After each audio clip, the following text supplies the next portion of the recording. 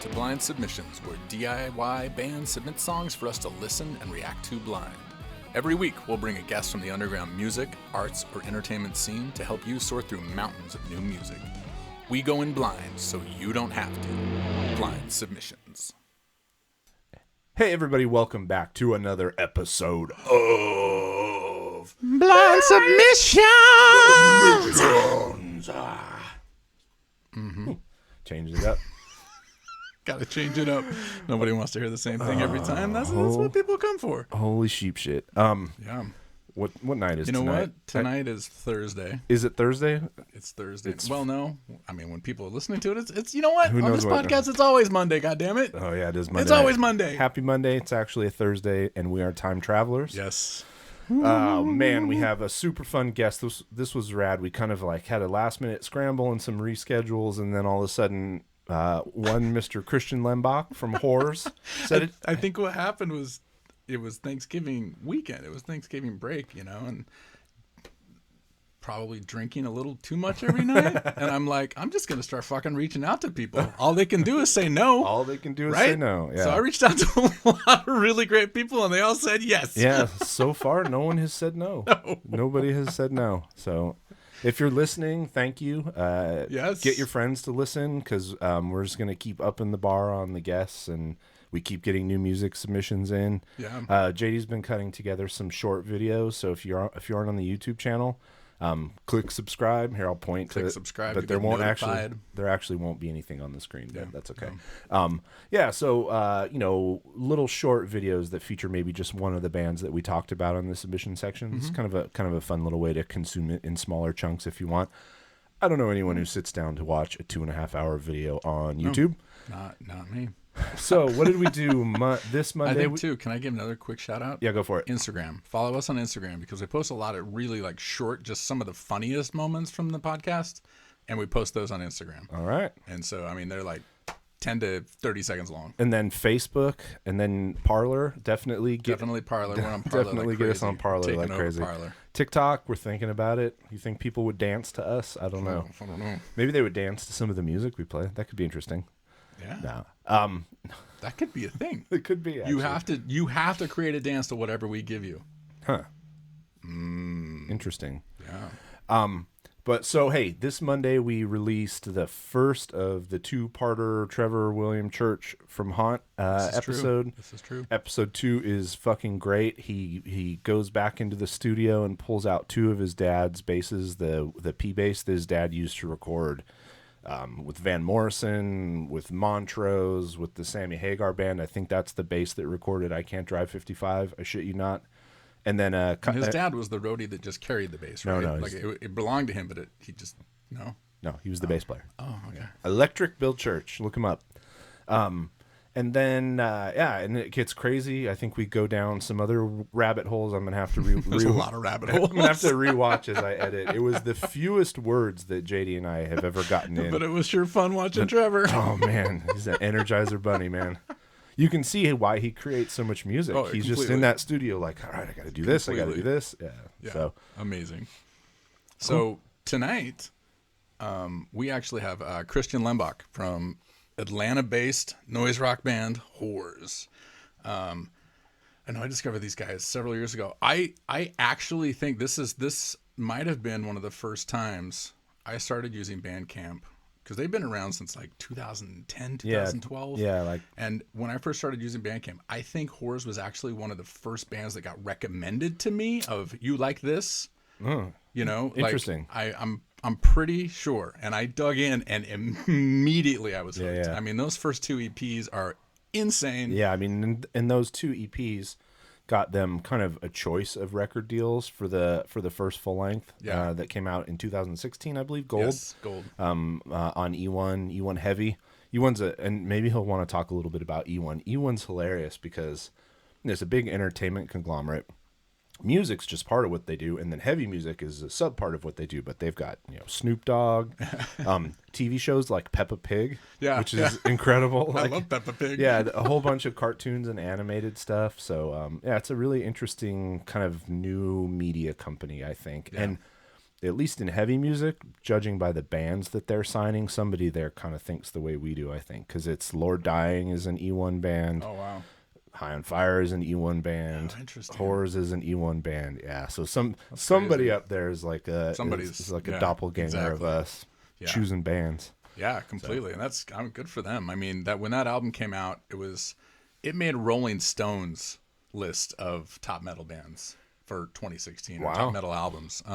Metal Sucks. It was the #1 album for 2016. I mean, it was awesome. Yeah, it's like if you've never listened to them, it's like High on Fire. The first few records, at least, it's pedal to the metal from the first sound until the record ends. Oh yeah, it's just like fucking intense. And I unfortunately have never been able to see them live. It always seems like I'm out of town. Yeah, when they're here. Yeah. But you have, I know. So. Oh yeah, I mean the last I saw them live, I think it was spring of 2018. I wanted to say last year, but last year there's no time anymore.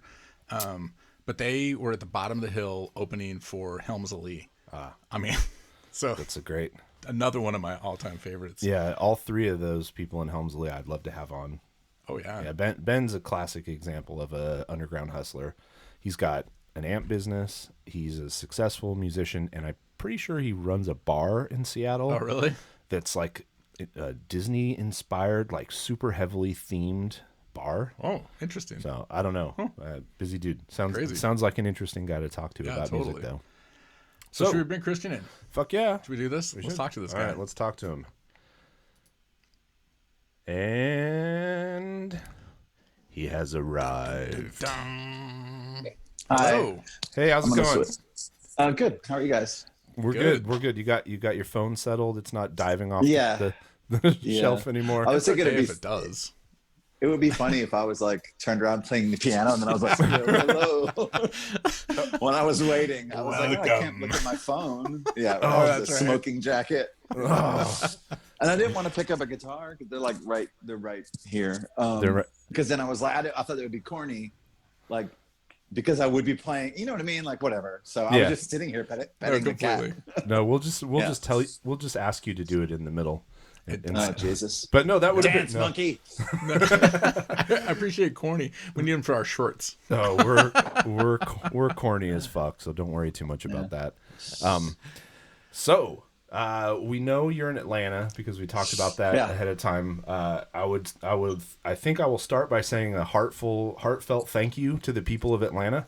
Yeah. Seriously. I don't know why we don't have to get into it, but when we had on Nighthawk from Heavy Temple, she's in Philly, and we had the same conversation. Thank you, Philly. Thank you, Philly. Thank you, Atlanta. And I actually lived in Philly for about 6 months. I love Philly. My better half lives in Philly too. She's an athlete. She's training in Birmingham right now. She plays tennis, but she lives in Philly. Oh wow. Nice. Well, that's cool. And then the label that put out the first couple of pressings of our first 2 EPs is Philly based as well. So and my best friend is from Philly. He lives in New York now, but I have mad love for Philly and a connection to it as well. It's a great city.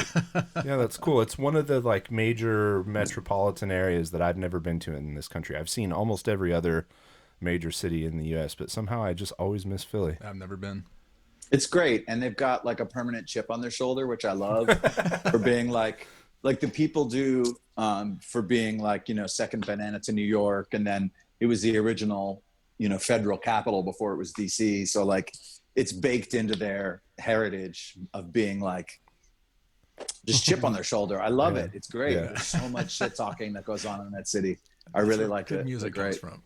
Yeah, for sure. And the restaurants there are on par with London. You know what I mean? New York, whatever. It's their food scene is out of control. All right. Well, I love to eat, so that's great. It sounds good. It sounds good. Yeah, No, I like to eat. You do like to eat. Crazy. We all like to eat. Damn, we have so much in common. So what's it been like the last 8 or 9 months or so? You mentioned you just got back from working on a record in Florida, but what's the shelter in place been like for you? I mean, you guys too. I mean, like I was telling Jeff earlier, you in big business. I think you tour more than you're ever home. You're one of those constantly touring bands. So we did our first European tour with Big Business. Actually, we're good friends. Oh, nice. That totally makes sense. Yeah, they're really good dudes. we do tour a lot. And we were really trying to put the brakes on touring anyway, because we were, not that we're on a schedule, a release schedule or a writing schedule or a recording schedule, but it gets to a point where like you just can't keep coming back to the same places without a new record. Yeah.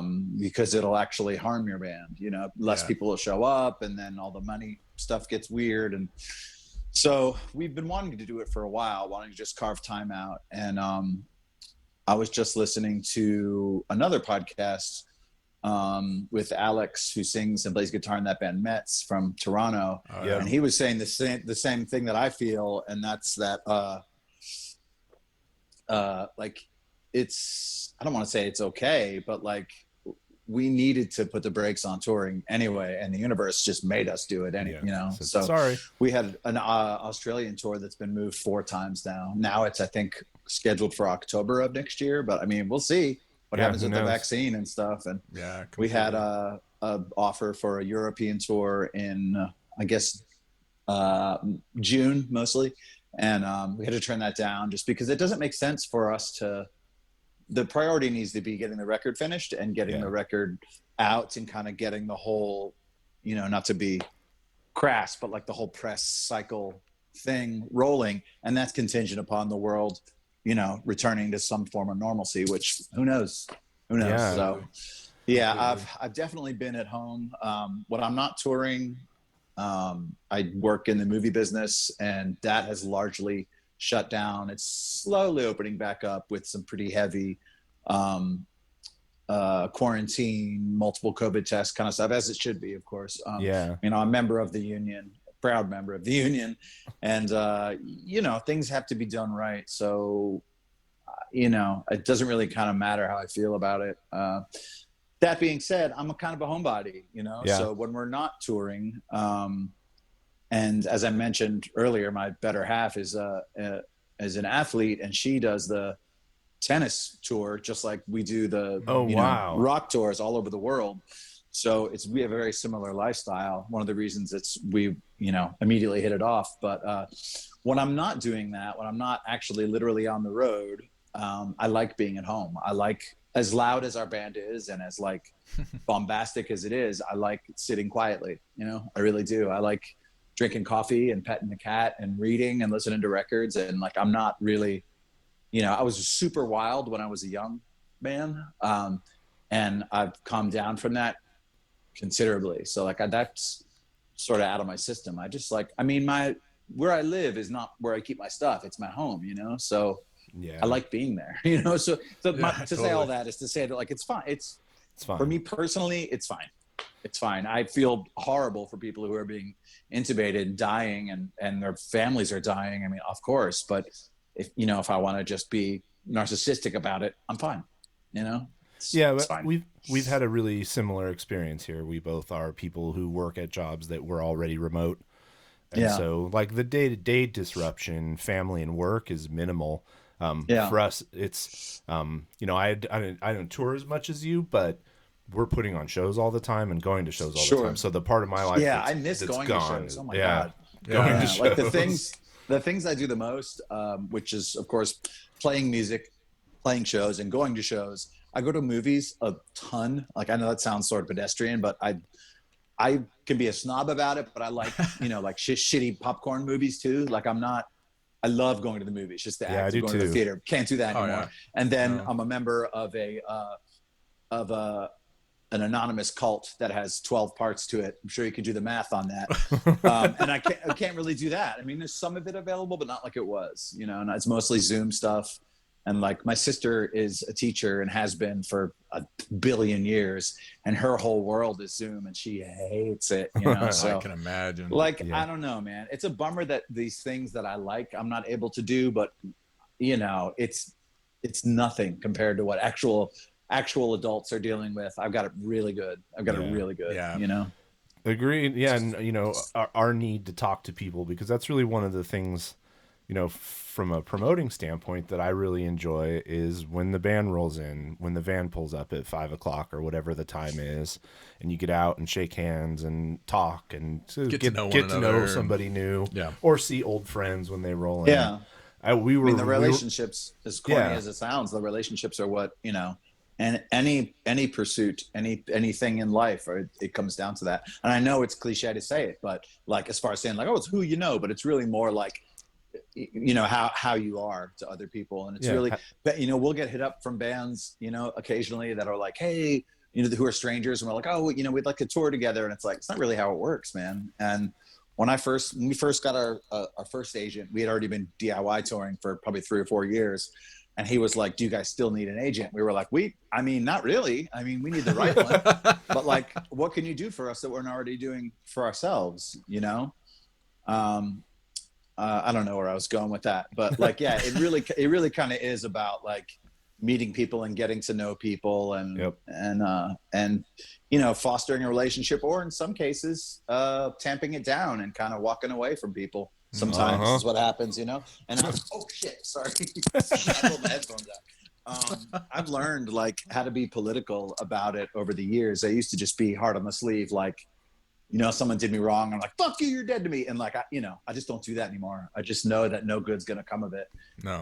And I'm going to be the one that suffers anyway. So I've learned to, when I don't want to deal with someone, I just walk away from them. You know what I mean? No, I mean, it's fine.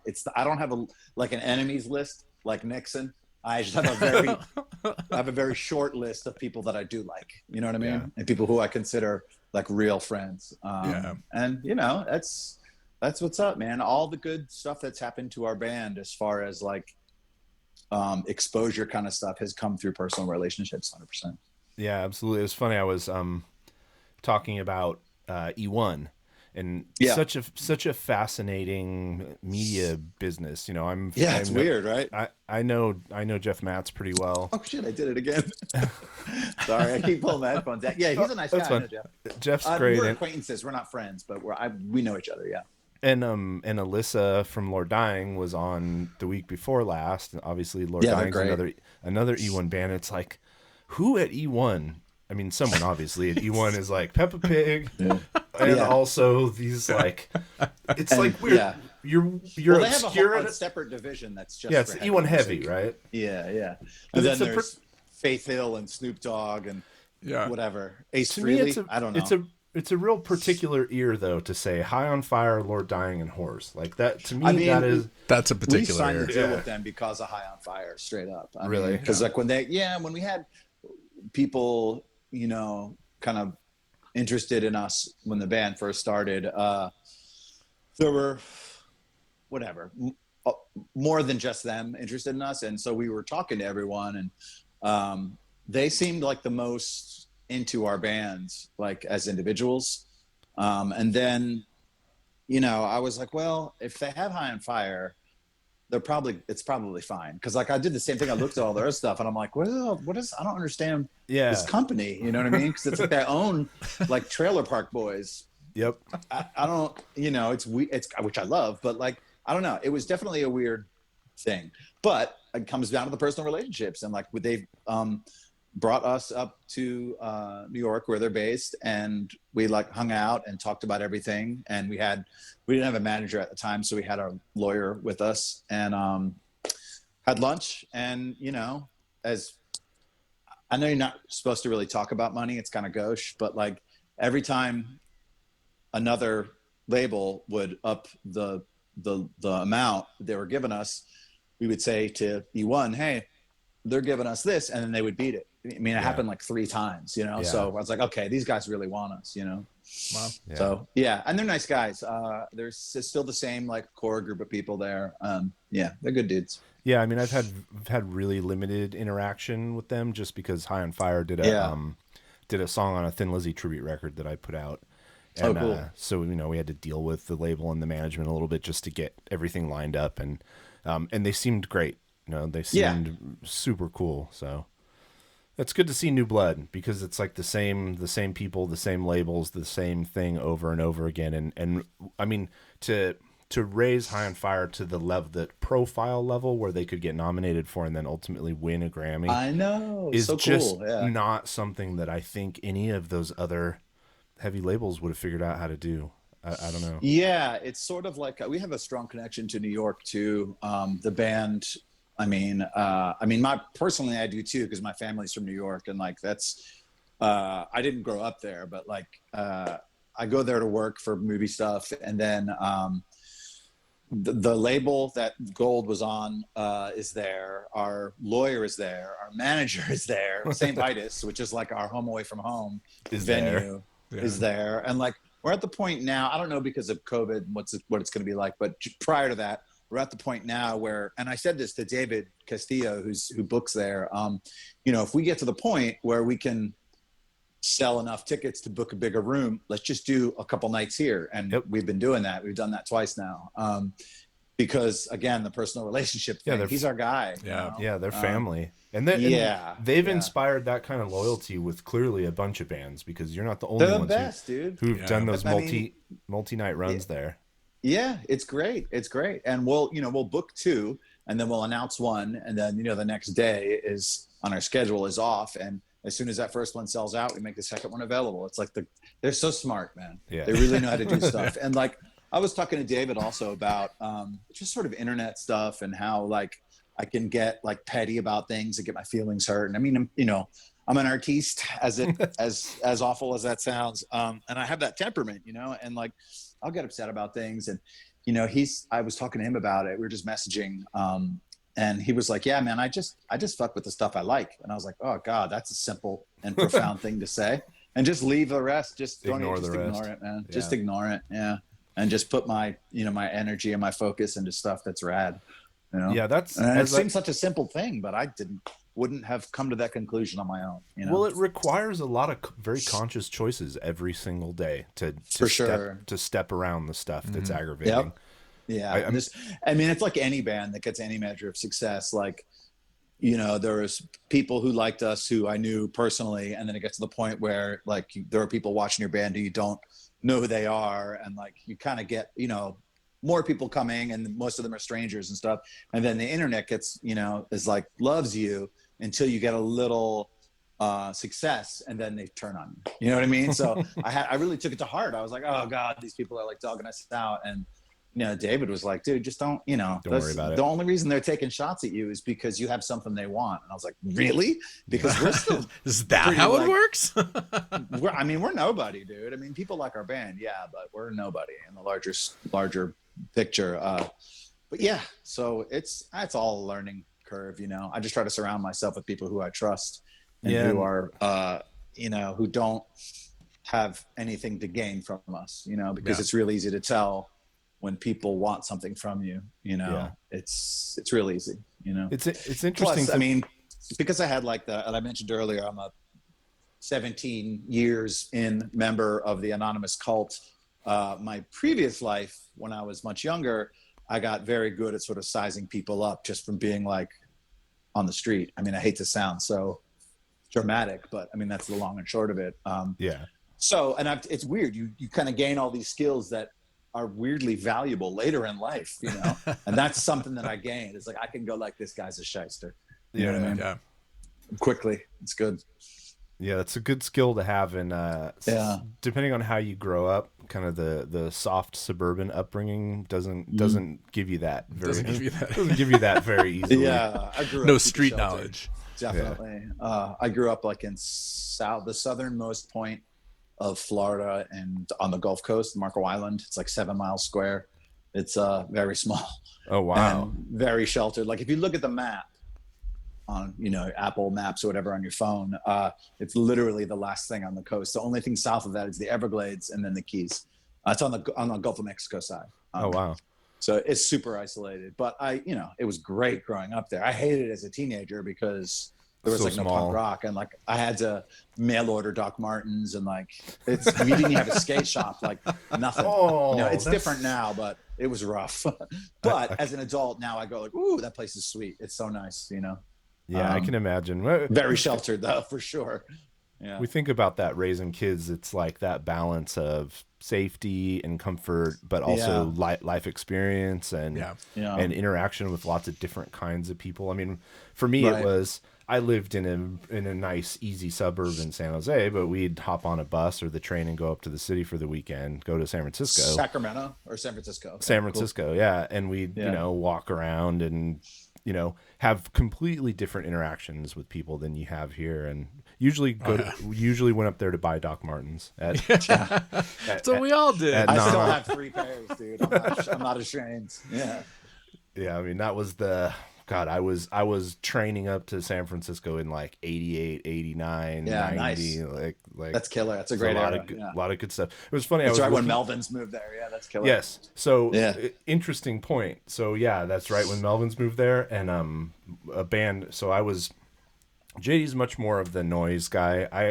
I come to metal from like prog and like cleaner, less angry. I didn't go through a punk rock phase, and I didn't really listen to hardcore. So I'm kind of coming back. That stuff is rad too, though. I mean, I love Nick Drake as much as I like Slayer. Oh, completely. Yeah. It's just funny because it's like sort of weird, this yin and yang of like musical, I grew up with like why do you think like the most beautiful people in the world are mulatto children? Because like the universe is trying to tell us to mix it up. To diversify. You know what I mean? Exactly. Like, yes, exactly. It's the best thing for you, man. Yeah. So I mean, just aesthetically, but I think personally and like emotionally and all those other things, it's the best thing for you. Diversity. Yeah, but we'd see the Melvins. And I think they were living with. I think they had a flat at a time. So when I was reading about noise, Flipper obviously came up. Of course, dude. And so I'm digging through other San Francisco bands and remembered a band called Grotus. I don't know if you remember. I don't know Grotus. Ever listened. No. So I think the Melvins and Grotus shared a flat, like an artist flat in San Francisco, at least for some period of time. And they were a really interesting kind of local band. And then Patton took them on tour with Mr. Bungle. They went on a bunch of tours, and it's this weird mix of noise. They started without a real drummer, though. So the earlier stuff's kind of more industrial, and then as they brought a drummer on, music. I love it. Yeah. It's rad. They use all these like tribal and like world music samples with this this like noise rock. The crazy samples, very interesting. And then some really weird like guttural singing and yelling, and it was a trip. That sounds great, dude. That sounds really cool. Yeah, San Francisco was a melting point for fucking weird music in the late 80s for sure. and the early 90s. Completely. Well, then so this is a great segue. Thank you for that. I tried. Let's talk about. So it sounds like you feels like maybe the three of us all kind of grew up in a little bit of the same era. Probably, yeah, or at least close. We had prime years in the 90s. Yeah, for sure. 90s are 10 years long. So, But what got you into music? Like, what really turned you on to music and then made you want to pick up a guitar and start playing it? Or was it like as a little kid? Yeah, like as a little kid. What was your introduction? Well, before I played music, I sort of thought that music was magic, and now as an adult who plays guitar, I realize that it kind of is. Now you're right. You were wrong. But like when I was a little kid, I would my parents both worked, like a lot of people. So when the bus would drop me off, I would go to our house. The bus dropped me off at the end of our street, and I would go to our house, and we had a stereo in the garage of the house, and I got a little step ladder and would get up and sit up on the workbench because like the speakers were, up there as well. And I would angle like both the speakers in and like kind of put my head in between them and listen to the radio like a lot, and then, I didn't understand how it was made. I thought it just existed, here's a great thing. Like when we were down in Florida recording, we went to the Salvador Dali Museum, which I had been to as a teenager, but I hadn't been to as an adult. And looking at his paintings, it doesn't seem like a human hand created it. It just seems like it exists. Yeah. And it wasn't fabricated or forged in any way. And that's how music used to seem to me. It was just impenetrable. And because of that, it was really interesting to me. So I was always obsessed with it long before I even thought about playing it. I just loved music. And to this day, I've got like bordering on Asperger's level of like knowledge about just popular music, from when it started, from the dawn of rock and roll, because I was obsessed. And then like many people, I had my phases, like when I was really young, I liked what did I like a lot when I was really young? Like just like stuff that was on the radio, you know, because in Florida, they're, you know, a good 10, 15 years behind the rest of the world. So this was probably in the 80s. So they were probably playing stuff from the 70s. Yeah. Of So course. like Aerosmith and AC/DC and Kiss and stuff like that is what I really liked when I was a little kid. And then when I got into junior high, I started getting into, that was like the dawn of like hair metal, and started really getting into that stuff a lot. And then as the 80s progressed, I started getting like little whiffs of punk rock. And as I mentioned earlier, I was like lived in a very isolated place. So like I saw a picture of the Sex Pistols before I heard their music, you know what I mean? Yeah. But it was very appealing to me. And I had the same fucking experience that every punk rock dude who plays music for a living has had. And that's, I can do it too. You know, the first time you hear it. Exactly. Yeah. Because I heard Eddie Van Halen, I'm like, there's no fucking way. I can't There's no way. I can't do that. Like, I'll never get I'm into no music. shade on them. I love Van Halen. Unironically, love them. And not just because Eddie just passed, R.I.P. But yeah, so, but then, you know, I heard Minor Threat, and I was like, holy hell, these are kids like me. I can do this. And that connected with the anger. You know, I was a, you know, preteen, like just full of angst, and, you know, so probably Minor Threat and Black Flag together changed everything, you know. And Black Flag, because it was like, it was still raw punk rock music, but it's crazy. Even if you listen to it now, it does not sound like boom ta boom ta boom ta bada bada, like No. basic full on the floor punk rock. It's a crazy band, you know. And like Yeah. the only reason I haven't gotten a Black Flag tattoo is because it's like the Karen live, laugh, love for dudes like me. So like, Yeah. but I want one, you know. Like I love them so much Fuck it. because they're Just, crazy Yep, sounding. just do it. They're just Just crazy. get it. Yeah. And then after that, after like the dawn of like what's I know in retrospect it's like American hardcore.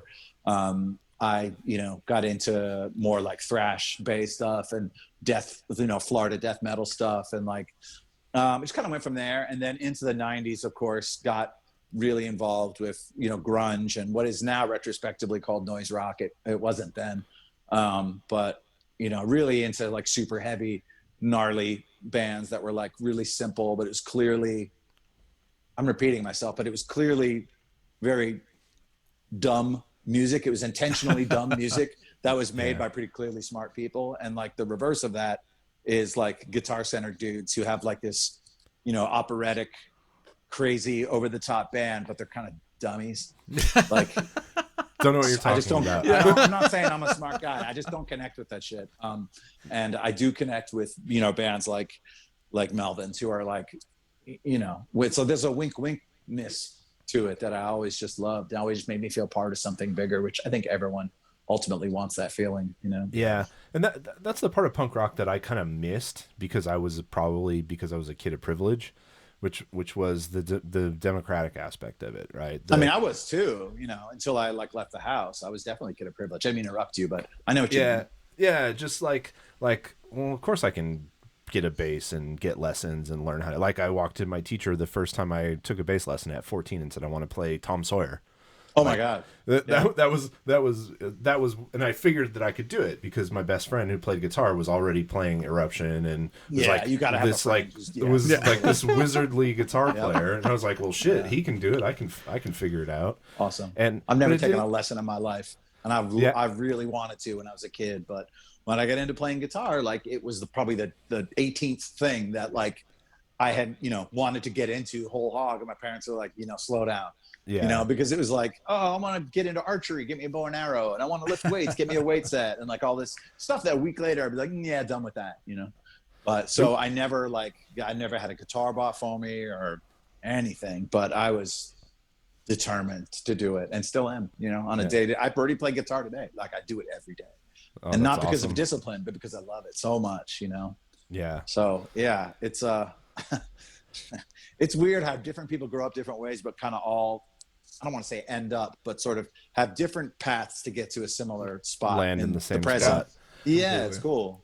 Well, and what I'm kind of figuring out that I like as I get older and my taste matures or changes is I love the dumb music, but I love nothing more than the dumb music with like a 3-second flash of we're actually a lot smarter than this, so we're gonna yeah. we're gonna give you a tiny taste, and then we're Just gonna go back to tease. being dumb. But in your head, you know. I love that. You know. Like, dude, some of the bands that we've toured with are like that, because I mean, I really can't think of any band we've toured with that hasn't been this way, that is of that same mindset. But then, like, at sound check, somebody will bust out something crazy. You're like, holy shit. That guy can play that, you know? Like, what? You know, it's nuts. So I think we all, you know, you don't play at the peak of your ability. You know what I mean? You just don't. Like, pro skaters don't do tricks publicly that they can't do with their eyes closed. You know what I mean? Just don't. Yeah, couple exceptions to that were when we saw John 5. And I think he was playing at peak guitar ability for an hour and 30 minutes. That's hard to listen to. Yeah. He listened to, he played every note. So hey, have you ever played at the Ritz in San Jose? Do you recall? So like a 500 I don't cap think we've venue. ever played San Jose. We've played Sacramento, Oakland, and San Francisco. I don't think we've ever played San Jose. Ritz is a fun room. It's like an alternative to the Great American Music Hall. It's like a 500 cap room. Run by Corey O'Brien, who was the first Santa Cruz. Yeah. So the Ritz has a front bar, and I don't know why we went to John 5, but we were in the main room watching the show, and like a minute in, we were like, let's go sit at the front bar. Let's go sit at the front bar. I don't want to throw anybody under the bus, because we're increasingly meeting people who I used to just like openly talk shit about. But we were playing a festival, and a very, very large act was on not the stage we played on, but the other like main stage or whatever. And we went over there and listened for a while, and all of us were like, you want to get the fuck out of here? Like, it wasn't cool. It wasn't cool. Yeah. Well, I think that's that's the, like, I can appreciate it. Fucking great musician. Yeah. I can't listen to somebody play all the notes for 90 minutes. It's like if somebody's a really incredible plumber, I don't want to watch them plumb. Yeah, I don't want to watch them. Yeah. I like that they exist, but it's not for me, man. I appreciate their work. Or even maybe even a more directly relevant example was we went and saw Drive Like Jehu. Who I love. Yeah. But like 45, 50 minutes into their set, my brain was like, I can't take any more of this. This is too difficult to consume.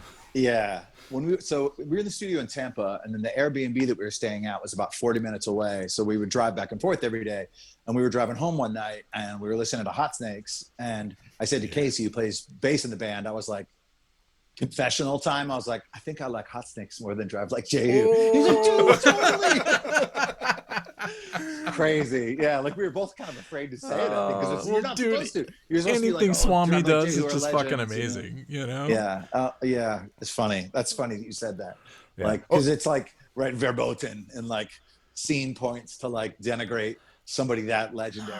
Dude, I love everything. I love complicated music. Yeah. I listen to tons of fucking crazy music. My favorite album in 2018 was the Revocation record. I mean, I listened to weird music.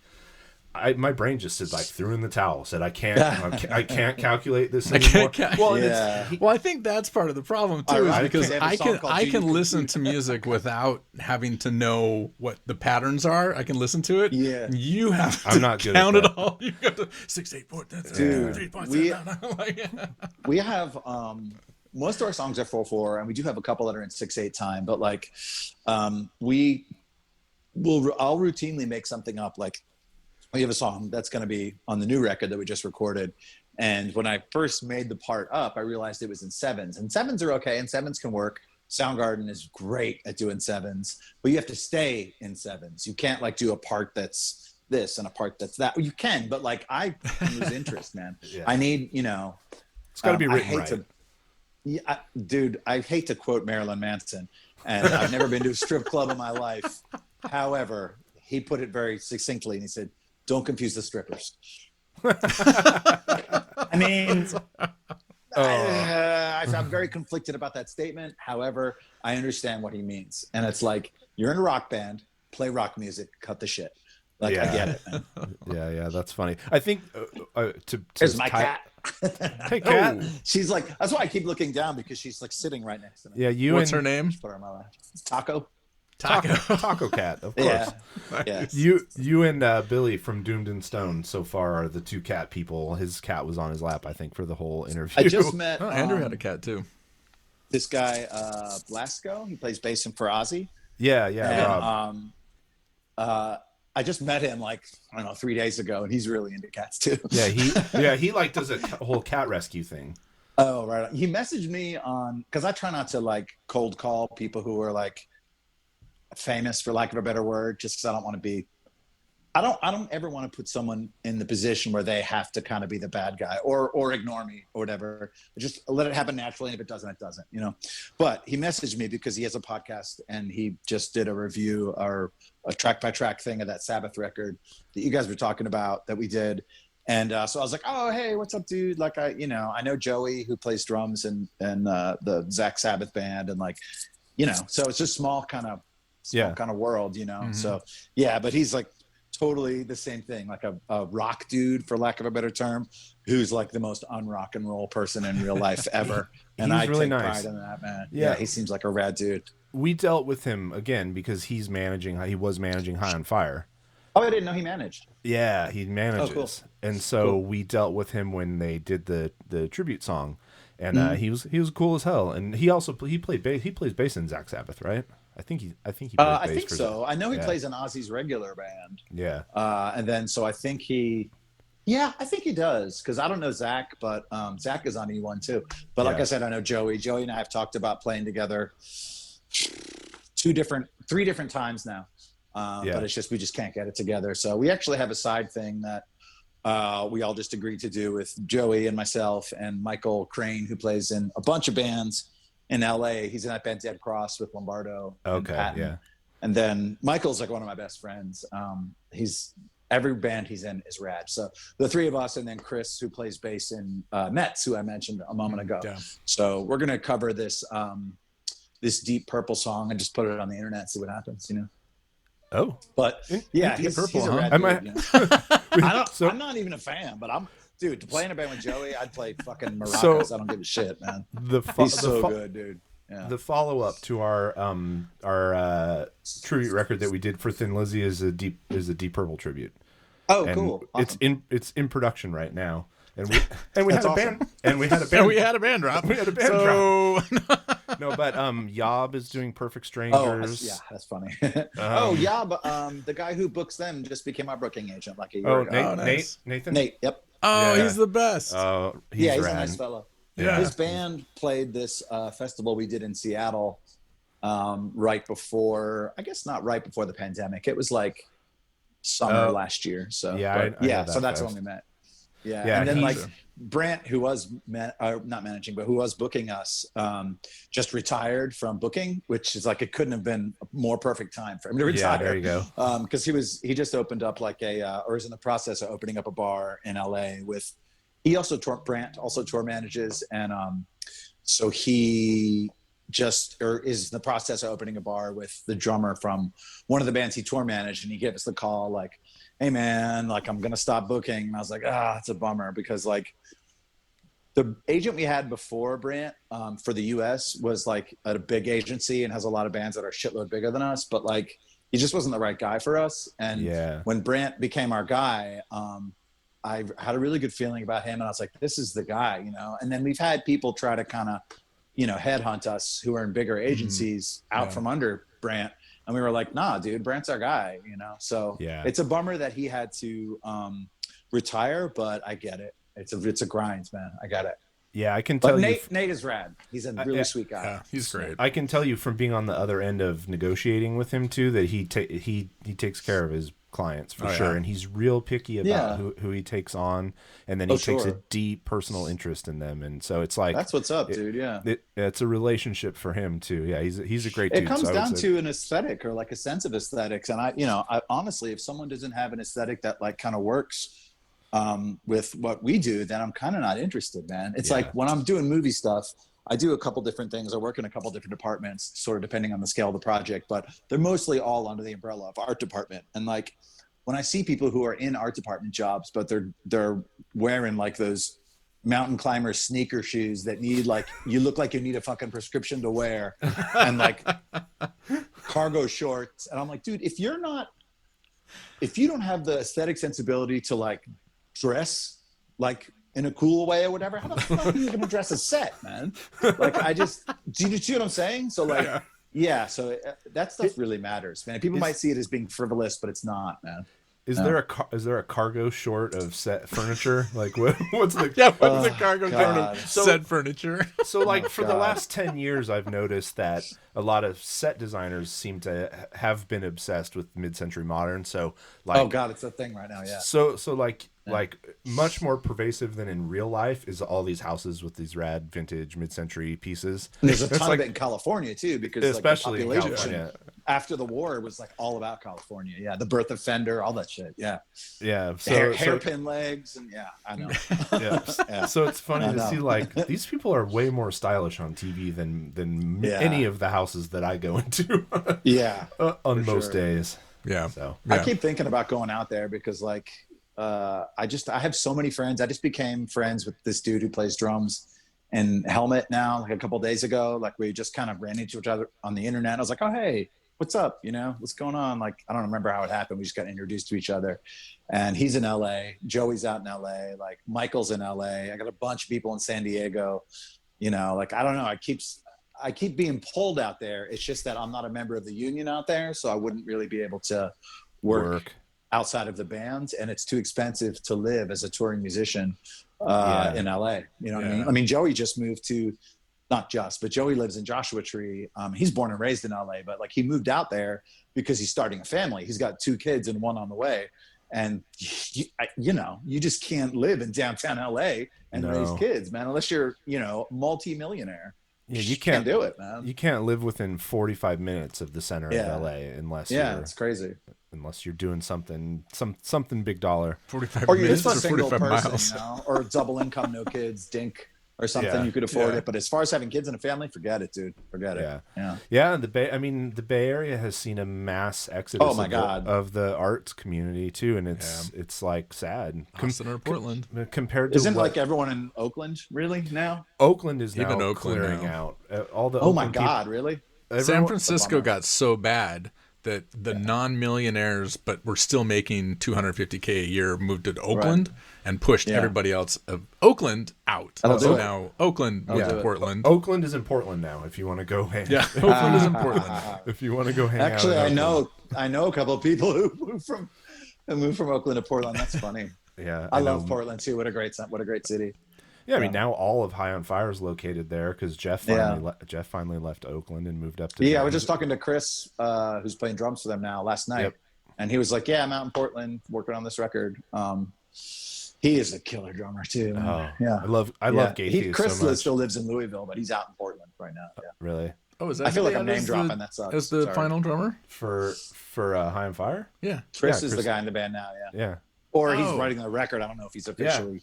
In the band or what, but he did those 2 shows that they did in Portland. He played. That was the first time anyone saw him. I thought it was somebody else. No. Okay. Did you ever see his old band Trap Them? Oh my god. No, I did not. Trap Them, yeah. God, Chris can play, dude. I mean, you have to be able to play all those heavy tom beats and stuff. Come on, man. That's like octopus shit. It's badass. Yeah, that is a serious pair of shoes to fill. People were very, I mean, Dez is such a good dude and has such a unique style. He's in New Orleans, I think. Yeah, he's in New Orleans. Yeah, he's. I wonder what he's doing now. He's a family man. His kid is an up and coming like serious track star. Oh, cool. Who's being coached by a really famous track coach who's the father of Odell Beckham Sr. I think is his track coach now, and track star, I guess. I think he has his eyes on. Well, Odell Beckham's an NBA, he's an NFL player, NFL star. Okay. Yeah. And so I think he's got designs on international competition, the Olympics, college. Sure. Like I think he's at that level. So I think Dez that's great. Putting it. I mean, he won a fucking Grammy. I mean, Moving on. He's played every venue he probably ever wanted to play and more. He did it all. Good for him. Yeah, that's strong to go out on top. That's definitely strong. When you said track star, it reminded me of like before. I mean, I've obviously kind of coyly mentioned it before I'm sober, and before I got sober, there's this like gallows humor that you develop from being in that world. Because I mean, you laugh or cry. It's like there's so much horror on a daily basis. You just get a sense of humor about it. And when you said track star, it reminded me I used to buy heroin from this guy Milton, and Milton was 1,000 years old. Uncle Milton, we called him, and he smoked crack. And like we went to his house once to buy heroin, and we got it. And he was like hitting his crack pipe, and he goes, "Y'all are track stars. I'm a rock star." How dark and hilarious is that? Yeah, I know that kind of humor makes people really uncomfortable. No, but hard drug humor. Oh my God, so That's my kind of humor. I'm sure he's long gone, man. That's funny. This is over 20 years ago. You know. Wow, that's crazy. You're a track star. All right, JD's got his phone out. JD's got his phone out. I've got my phone out. We gonna listen to some music. Let's listen to some music. All right. Should we do it? This is the main event. So yeah, we'll That's great. we'll just throw on a little bit of a song. We'll kind of listen to it until there's like maybe a natural stopping point, and then take a break and kind of talk about what caught our ears or didn't catch our ears. Cool. And then I'm actually going to share my screen, and you'll be able to see the Bandcamp page for. Okay. Maybe. Barely. If you're on your phone, barely. Oh, that's true. You're on your phone, but yeah, you know you can. I walk see up. it. Yeah, I see what you're doing. I see your screen. Just see what he's looking at your Instagram. What I need That's to cool. do. Instagram's the best, dude. I love it. Yeah. Why is it so big? I'm terrible. Why am I I hear terrible? that all the time. Oh, Yes. Oh! kabam. I need my guitar. You say that so much, it's starting to lose meaning. There we go. I set myself up for that one. Yeah. All right. So what's the first thing we're going to listen to Shinjek. here? So you can see this now. Shinjek. Yes. Shinjek is right there. All right. Okay. We're going to dig in. I don't know. This is going to be interesting. So this was just submitted randomly to our inbox. Okay, cool. There's cover art. Yeah, everything that we're listening to, nobody has heard. We haven't heard it. You haven't heard it, hopefully. It's cool. Yeah. All right. Let's do it. Okay.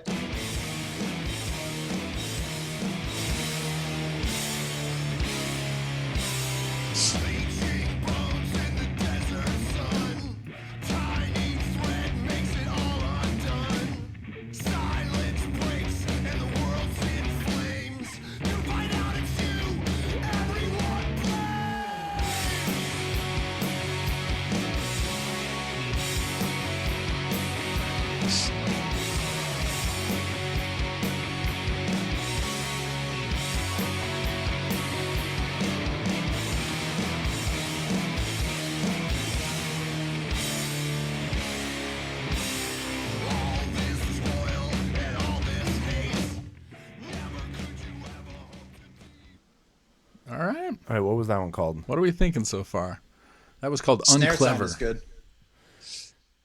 Yeah, Yeah. I like the kind of the overall the tones, the guitar and bass tones, the snares. It's like snares and vocals are the first two things that can kill Yeah, a the kill snare a track. sounded good. Yeah, exactly. It's always the vocals for me. It kind of reminded me of like Guar, honestly. Yeah. Interesting. It was cool though. I like that it was real simple. Yeah. You know, like we've talked about, I like the simple stuff, man. I think it actually sounded exactly how the album cover looks. I mean, to me. Like fighting a giant Yeah, there was snake. like a wink wink about it for sure. Yeah. Yeah, completely. Influenced by TV theme songs, Iomi scriptures, or post-punk anthems. All right, so they're trying to find That's some cool. intersection of Sabbath and TV themes Yeah, and it's that post-punk. artist from Portland that did that. Oh, Martin Ontiveros. Yeah, Yeah, I love that's- that guy's artwork. This is his So art. cool. He's a really good artist. Yeah. He's a local Portland. I like seeing that too. This is a Portland band using a local artist. It's cool the way the communities sort of gather together, whether it's music or visual arts or whatever. Yeah, the guy who did our video lives in Portland. He was a Portland guy, and then he lived in LA for a little while because he got a job there. But then he hated the traffic so much that he moved back to Portland. He's a great dude. Yeah. So Who is that? He did those Red Fang videos too. His name is Whitey. oh, Whitey okay. McConaughey. Yeah, he's a rad dude. He texted me yesterday actually about some nonsense. We're definitely bros. He's a good dude. Whitey McConaughey. Any relation to the No. the one and only? You should check him out. His though. long Check lost out his brother, website Whitey. or whatever. Like he's done so many rad videos. It's absurd. And then does a lot of commercial stuff for money or whatever. But Yeah, that's- he's the guy. It's much like Ryan, who's done our last two records. Ryan's our guy. Whitey is guy. our guy for videos. Yeah. 100%. It's so hard to find a guy too, and like getting videos made is super important. You know, especially since we're all living in a digital world right now. Mm-hmm. Look at Riff Raff, dude. His entire career is because he got on YouTube and did 1 minute long videos. You know, it's like, it's crazy. People are going like, is this guy serious? It's like, sort of, you know, but it's like, he's a millionaire. He's now, serious dude. about something. Yeah. I mean, it really is important. You're right. You know? Yeah, completely. Okay, so I'm going to skip forward to about halfway through the song. We'll listen to a little bit more and see if anything changes it up.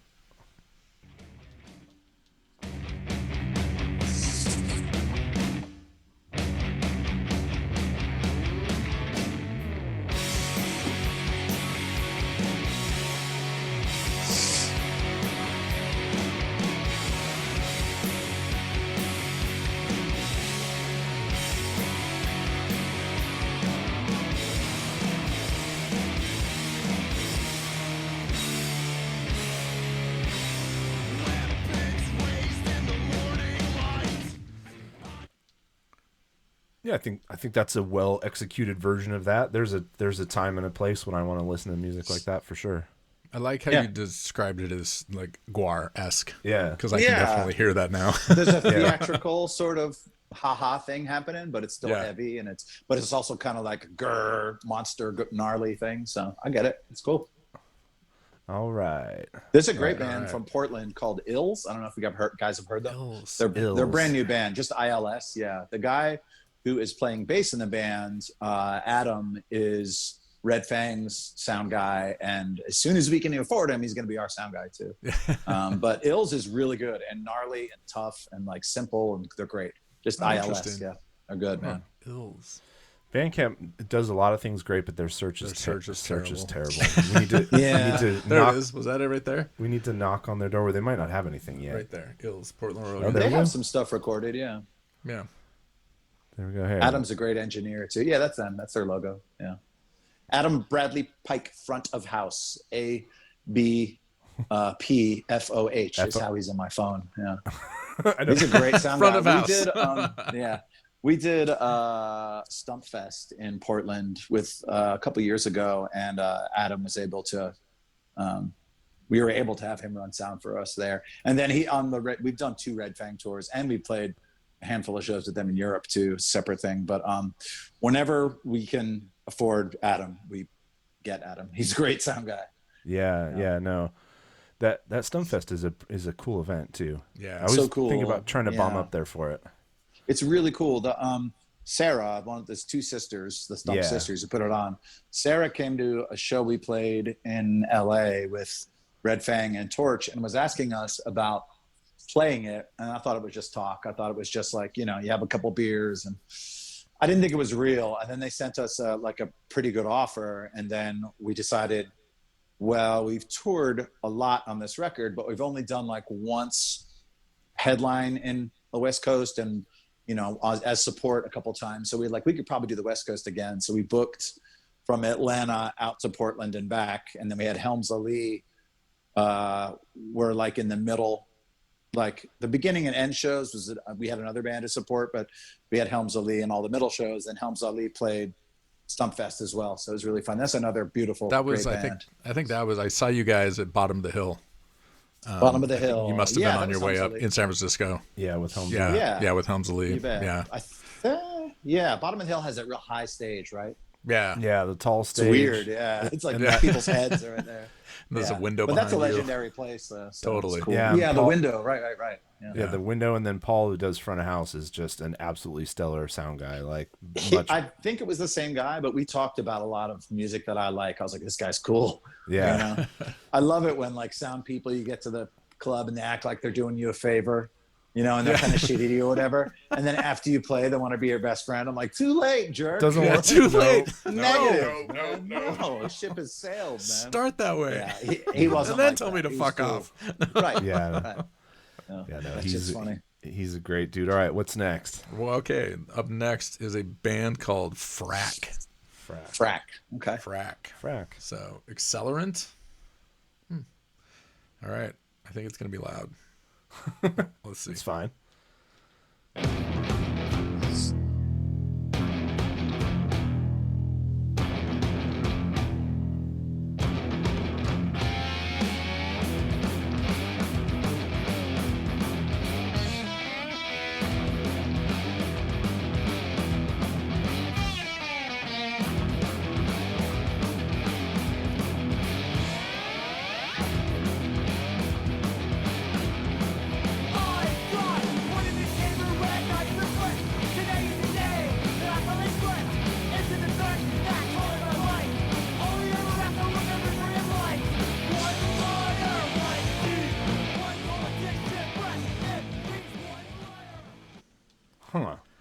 slide punk, huh? That was a lap steel guitar, wasn't it? Or just a slide. There's a band in Dallas that we've played with a couple times that used to be a duo, just bass and drums, and now they have fleshed out with a guitar player and a guy who does lap steel. They're called Mountain of Smoke, which is like a pretty cliche band name, but I'm not in a position to be talking shit about band names. That being said, they're terrific. And why? What's wrong? What? I don't get it. Yeah, that was my first, second, and third name question for you. No. Wait, so these guys are from Sacramento, California? Are they probably? Are they just being cheeky? It was recorded in Grass singing. Valley. The singing was cool. I didn't expect it to sound like that. I mean, the first two bits of slide guitar were straight up Jesus Lizard rips. Yeah, I mean, straight up. That song on Goat, I think. Are you reading Nub? Maybe, I don't know. Are you reading this? The Jesus Lizard attempts to resurrect Lemmy by having Henry Rollins finally beat the living hell out of Greg Ginn while No Means No drinks beer and cheers. You know what? They wrote that themselves. God damn. Yeah, no, they wrote that themselves. Yeah, you need to get someone else to write that stuff for you. Yeah. I mean, you just do, man. That came up last week when we had Trevor from Haunt on, and he's like experimental doom, and he's like, all right, better be fucking experimental. And then the first minute of the song plays, and it's like rearranged into the void, and he's like, there was nothing experimental. Like that's dangerous so you guys territory. like Sabbath? Cool. That's cool. They don't have many of those around. Yeah. No, it is a little bit of an epidemic in our world. Yeah, for sure. I mean, I get it. They're great, but enough already, Yeah. Okay, I thought Frack was cool though. I like Let's give it one more chance. I like that. We'll listen to just a little bit longer. Okay. Yeah, the singing I thought was really good.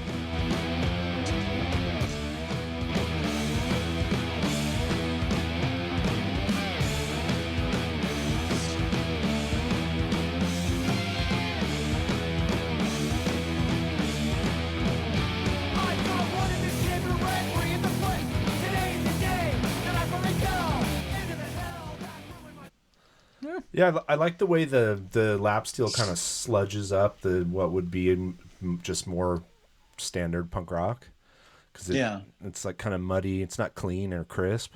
Hey, this is the only thing they have up here. They have no merch, so this is obviously somebody new.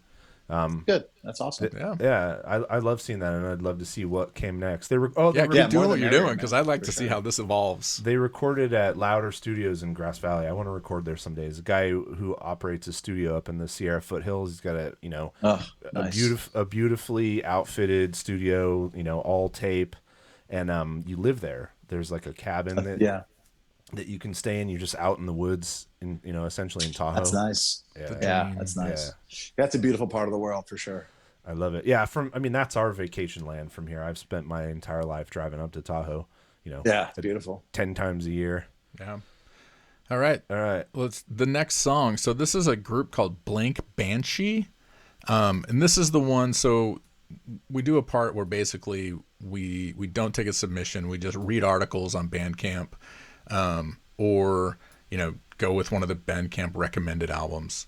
And so this one is sort of neither. There's really no rhyme or reason. Basically, I went to Discover at the bottom of Bandcamp, and then I picked it was all, and then best-selling, and then I picked the top one. So this is the top best-selling album yesterday on Bandcamp. All right. So let's see what we're about to hear. Oh my God, what is this going to be? I don't know. Yeah, that's a dubious distinction because you're already prepared to hate it, Yeah, I know, right? It's a bummer. That 1990. It's probably rad though. That 1994 computer generated 3D model of a dove, but then it's got a little battery compartment down here. Yeah, there's a battery. Yeah, There's a lot going on. And when you look at I this, believe the modern way to say that is there's a lot to unpack here. Yeah, I hate that modern language. It's so gross. Yeah. I love language too. I mean, I have a journalism degree. I write songs for a living. I love language, but that modern shit makes me crazy. Yeah, absolutely. No, I'm into the words myself. Actually, both of us write for a living. Oh, nice. And I studied English literature. So yeah, I have an English minor. Yeah. All right. All right. Well, let's dig into some Blank Banshee and So- see what Blank we're going to Banshee, get. Here we go. They want us to hear this song Mind Trap. Okay. from their album Yes. Gaia. Here we go. The album Gaia. Oh shit.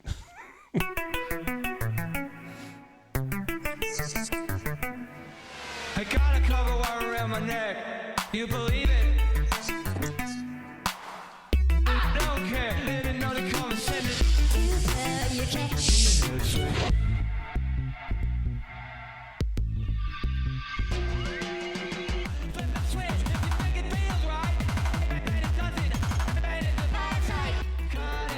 Not your friend, though. Going the hard way, going through the window. No one wants to see you. No one wants to be you. No one wants to fucking help you. Nothing straight. Now graffiti is on the wall. That's the way it is. Who wants to take it and give it? It's not the kind of funny thing where nobody gets hurt. It's the I don't hate that I'm at not all. disliking that at all. I don't know what bucket to put it in. I don't know what it was. What the fuck? You know what the difference between that song and a bucket of shit is, right? What? The bucket.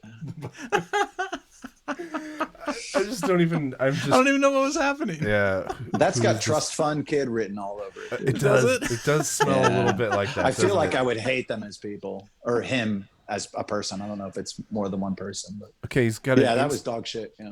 He's got an Instagram account with 9,000 I'm sure he does. 9,000 followers and 0 posts. Cool. He's a mystery. That's so dumb. People get followers and then delete all their posts like they're just sheer charisma. There's drawn people to that. It's so gross when people do that. Heard the name. Oh, it's like those when you get one of those Facebook pages and it's like from Costco. If you share and tag this page with everyone you know, you'll win a $500 gift card. And then 20 followers later, it's a who knows what. I'm sure it's probably like some right wing Russian propaganda Turned site. it into something completely different. Fucking that was about as good or bad as I expected it to be. I couldn't figure it out. No, It wasn't like the genre either. Like I love electronic music and I like stuff that blurs the lines between genres. It's just the vibe itself felt really corny and fake. Yeah, so here's what I'm going to do. When I get home, I'm going to ask my kids if they have any idea who this person is. This person is. And if they're on TikTok. Interesting. All right, well, poo on that. All right. Well, then you know what time it is? What time? Merch table time? It's time to visit the merch table. Ooh. I got good stuff this week. Do you? So did you grab anything? Do you have any equipment or pedals or records or anything to show constantly. off? Yeah. What's the latest? As far as pedals, my stuff is that I have I just counted the other day. I've got like over 100 pedals now. And there's the majority of the stuff that I love is at our practice space. I mean, I have a bunch of stuff here too, but it's like nothing that I'm crazy about. But, Have you been? I just ordered a buying Park Fuzz like from. Oh, Sorry. nothing. Earthquaker devices. Like I just ordered one of those used. I saw it was on the gear page last night, so I got a Park Fuzz for $110. And like we have a like a deal or whatever with Earthquaker, but like I don't hit them up and go, hey, give us free stuff. You know what I mean? I feel like kind of they have given us stuff, but I'm gonna wait for them to come to us again and be like, hey, do you want some more stuff? Before do you know what I mean? So like Totally. I've always wanted one of these Park Fuzzes, so I got one really cheap last night. So nice. that's in the mail great. as we speak. That's in the mail. You can't show it off. Yeah, not yet. It's all good. Nice. Yeah. Have you I said buy records a lot too. Yeah. I was gonna say, have you been buying more now that you're home and online probably a lot more frequently? Well, I tell you, my mom always wants like a Christmas list for me, even though I'm a grown ass man. Like I was talking to a friend of mine about it. I was like, oh, I feel so guilty. Like her buying me this stuff. Like, and my friend was like, you idiot. It's for her. She wants to buy it for you. I was like, oh, you're right. It's not about like the thing. It's about the act. So, exactly. Anyway, I sent her a list of stuff that I would like, and the first 8 things are records from Discogs. Oh yeah. So she was like, "Are they in order?" I was like, "Not really." Doesn't matter. No. Anything really like choice or obscure? I picked something up off of Discogs last week that I'm waiting impatiently for. I'm not a collector as far as like the objects, my precious. I just want to listen to it. You want to listen? I have every Hanoi Rocks record except for Oriental Beat. So Oriental Beat was the first one that was on the list. So I'll get getting that That's for Christmas. awesome. Yeah, I loved them when I was a little kid because they're like that intersection of like 70s punk and like hair metal, you know. Yeah, they were we're great. Just talking about that. We had a hair. They're killer bands, dude. Every Friday night we make, if we're not doing something else, we make pizza. And one Friday night I just was on a fucking hair metal kick, and I posted on Facebook like, hey, music friends, name me your favorite hair metal bands that weren't like the top fringe bands. The fringe bands. The, Sure. They were hair metal. The top. But Yeah. The comments on that post were like 200 by the time the night was done. Whoa. And it was Insane. for like 3 hours we just flipped through and listened just to flip through. crazy obscure hair metal Killer. bands. Yeah. It was and Hanoi Rocks was and one of Hanoi those Rocks that was one was, of them. they were like the I listened to fringes. that first Loudness record the other day too. Speaking of hair metal, do you know Nice. Loudness from Japan? Yes. Yeah. Oh yeah. Yeah. Yeah. Yeah. Yeah. Yeah, I mean, I'm at that stage now where, like, you know, when I first got into punk and, you know, as like a really young, like late teens, early 20s, I completely disavowed anything that wasn't like cool and underground or whatever. But as an adult now, I can go like, Appetite for Destruction is badass, man. Say what you want about anything else. Put the record on. It's fucking good.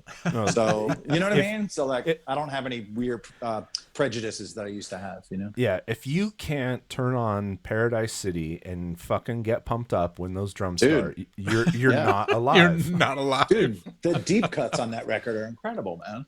Oh, I love Racket Mr. Queen and stuff. Mr. Brownstone's killer, Mr. dude. Brownstone's my I favorite. saw Guns N' Roses when I was a kid, and they opened with "It's So Easy," which I've come to find out they would open with a lot because it's like a lower register and actually could warm his voice up a little bit. That makes sense. That song is, dude. My junior high band covered that song. I loved them Yeah. when I was a kid, and then I got into like the cool stuff, and I pretended like I never liked them in the first place. But I've outgrown that, you know. Yeah, I mean, if you take them for the entirety of their career, it's ridiculous. But up and through Appetite for Destruction, It's like one of the greatest debuts in the history of rock music, man. Unimpeachable. You know? It's Yeah. fucking great. Yeah, I completely. don't regard them at all after that. Like when we were down in Florida, we were just listening to like their whatever classic rock radio station, The Shark, it's called. Of course. It was so bad, and like they had these awful promos, and they'd be like, "This is Steve in you know St. Petersburg, and you're listening to The Shark. Bite me." And I was like, so terrible. Anyway, when we were listening to them, they would play Guns N' Roses a lot, but it was only like Use Your Illusion stuff, and it's just like it's not the same, man. That shit's. Once you start wheeling out the piano and the cellos, I'm out, dude. Oh, if you want to laugh your Ouch. dick off though, watch the November Rain video. Just I've seen it. Yeah, it's so. Maybe watch over it the top. again It with seems a like fresh set of parody, eyes. man. it is. I haven't seen it since it came out. You haven't? It looks like a Mr. Show. I can skit or remember the something. entire It's thing so because when bad. it came out, I watched it 100 times. No, it's Yeah, so totally. they would play that one. They would play November Rain. They would do the live Knocking on Heaven's tour. Oh god. Some reggae. That part in the middle is so bad. So great. It's like the And then- shittiest and then thing they did give it- imaginable. Then they Yeah. gave it to him. They should have said no. No, I won't. I refuse. No, to no listen reggae. to Hard to reggae. listen to, man. Wow. Yeah, but it that's was just horrible. like it was weird. The radio station sucked so bad that it was good. You Yeah. know? Like So yeah, Cinderella and White Snake and like just hey, I love Cinderella. night songs. There's some Night great songs. There's some great. They do Cinderella. have some great Jersey's songs. best, man. Yeah. Plus they for do sure. a hell of a pizza commercial too. Well, speaking of pizza commercials, that's the record that I'm waiting for. Is you remember the Teenage Mutant Ninja Turtles cassette that was available from Pizza Hut only? I do not. However, we have played a It's venue that in obscure. Boise, Idaho called the Shredder. The That Shredder, was- yeah, part Shredder. of it was shot there. So that's my only connection to connection to Oh. Teenage Mutant Ninja Turtles. I aged out of it. It was after my time, I think. I did too, but I thought that whole campaign was hilarious because they had a tour, like a rock and roll tour that followed. They had Nice. like a stage show in costume. Sure. So for Record Store Day last year, somebody put out a 7-inch with 2 of the songs off of the tape. The Jesus only Christ. way you could get it was to buy the tape at Pizza Hut at the time. So Jesus, that's kind of on amazing. it. Yeah. That's on its way to my house, and I'm not mad, not at all mad. That's funny. All right, what do you have? Do you have Judy? anything? Oh, you want me to go? I'll go last. So I got we got this album It's out of the plastic. oh, God damn it. The light hates the plastic. It's called Cat Temper. Okay. It's this. It was another one of our Bandcamp finds, so kind of like the last one we just did, but this one was, it was insane. It was not at all what we were expecting. No. It had a different. It's all cat themed, so super cheesy, but you know, they had a different vocalist on every track, but the music was the industrial dance music that I grew up listening to. It was like Nights are Ebb and like Einsterzam Newbauten and Skinny Puppy. It was like so good. And all the songs are about cats, like violently murdering mice and rats. Yeah. It's fucking fantastic. But it was so good. So good. The last time that we played in Tucson, a fella messaged us and said, hey, you know, I live in Tucson and my girlfriend's band would love to open for you or whatever. I was like, oh, okay, that's cool. So like I went and checked him out. And then I've since become friends with this guy, and he plays in what's one of the bands you just mentioned? Not Nights are Nights Ebb. are Ebb? No, Skinny the third Puppy? one. Skinny Puppy. Puppy. So he plays in like Ogre's band from Skinny really? Puppy. I was like, no way. He's William Morrison is his name. Yeah. We're like bros now. It's crazy. That's crazy. That's funny. Sorry, awesome. but Tucson is dope if you haven't been there. Yeah. Yo, and the Shredder is dope too. To go back to that, we played the Shredder, and Boise, man. Yeah. that venue is so fun. Yeah. Tucson. There was somebody. I had somebody out from Tucson. No? Tucson's rad, I don't know. man. It's a secret that it's rad, but it's rad. And I mean, I got to share this because this is the reason I actually like reached out to you was I got the barf splatter version. Yeah, that was my idea. Thank you very Gold. much. I love it. Oh, good. I mean, it is too. It is. It's very barfy. It's very barfy. I think we've done when it first came out. There was like a gold with a purple swirl and a gold with a green swirl, and then the European one was clear, and then we did clear with the black splatter, clear with the white splatter. We did clear with red and blue splatter, and then this one. So I guess that's probably the 5th or 6th pressing of it now. So 6th, 7th, or 8th actually. Nice. Yeah. That's awesome. Yeah, That's I'm glad eOne just hit me up and was like, "Hey, we're gonna press this again. Do you have any ideas for Colors. variant?" I'm like, "Yes, I do." Do one that looks like barf. I love Exactly it. what I said. That looks like when I ate that ambrosia salad. Remember that with the marshmallows and Sure. oranges? So when I was a kid, I ate that salad on Thanksgiving and immediately went and threw up. And this is disgusting. Where's the story going? Move away. I'm throwing up, and there's literally a column of ambrosia my God. salad. That's what cat throw up looks like when cats do that. They get the column of the food that they didn't digest. God. Oh, I thought of something new that I got because you were just talking about like throw up and stuff. It made me Yes. think of Pepto-Bismol. Oh, that reminds me. Oh, I like this. Check this out. Oh, nice. that's awesome. It's pink. It was like it is I don't know, very it was like pink. $100. So Really? I saw it on Reverb and like I have a Fender bass 6, but I wanted a regular like 4-string bass. 4-string. So yeah, I got this. Let me hold it up. See, Nice. it is Very beautiful nice. and it's very pink, and I have a very ridiculous strap to go with it. But I like ridiculous guitars a lot. What brand is that? Ibanez. That's an Ibanez. I Ibanez. thought that was an Ibanez headstock. Yeah, it's awesome though. I like it. It plays really well too. I mean, I had it set up and stuff, but yeah, it's ridiculous looking. But it reminded me of Pepto-Bismol is what attracted me to it. It's the same. It's like the same, not shade, but the same It's like a milky pink. Yeah. yeah, it has the same sort of feel to it. Yeah. Comforting. Soft. Yeah. Well, and Yeah, hey, it's pretty cool. With Alyssa, we talked about how it's so great now that we can all just use pink and not worry about it. Oh, yeah. And you can play a pink instrument, and we can have a pink logo, and no one apparently gives a shit anymore. So No. progress. So Yeah. what do I got? I got 2 records. So this is a semi-obscure, although if you guys are touring in Europe and playing European festivals, this is a band from England called Boss Keloid. I bought both of their I've records. seen their name. I Yeah. think we may have done a festival with them once. I'm guessing you did. Kind of a like heavy King Crimson inspired heavy prog band. Cool. Every time I play him when JD's in the room, as soon as the guy starts singing, he like winces and turns that away because he has this like really deep voice that kind of edges towards the kind of yarly you Yeah. know, grunge voice. I hear it a different way, but I totally get why he cringes. And then Right on. their other record is Green, which our green screen is causes it to freak. Causes oh, there it's actually kind of working. Yeah. This record though, Melted on the Inch, is a really great record. And the first record I haven't listened to a ton, but I just wanted to grab both as long as I was getting one. But super excited to go and throw this on tomorrow night while we have pizza, so you can listen to it. So I can listen to him, Jarl. Yeah. Yeah, but the really exciting thing is was it March? Right after Shelter in Place started, I'd been thinking about ordering a custom bass from cool. from JML Guitars. He built Steve Brooks from Torches. I know Steve well. Yeah, the LP that he plays with the curly headstock.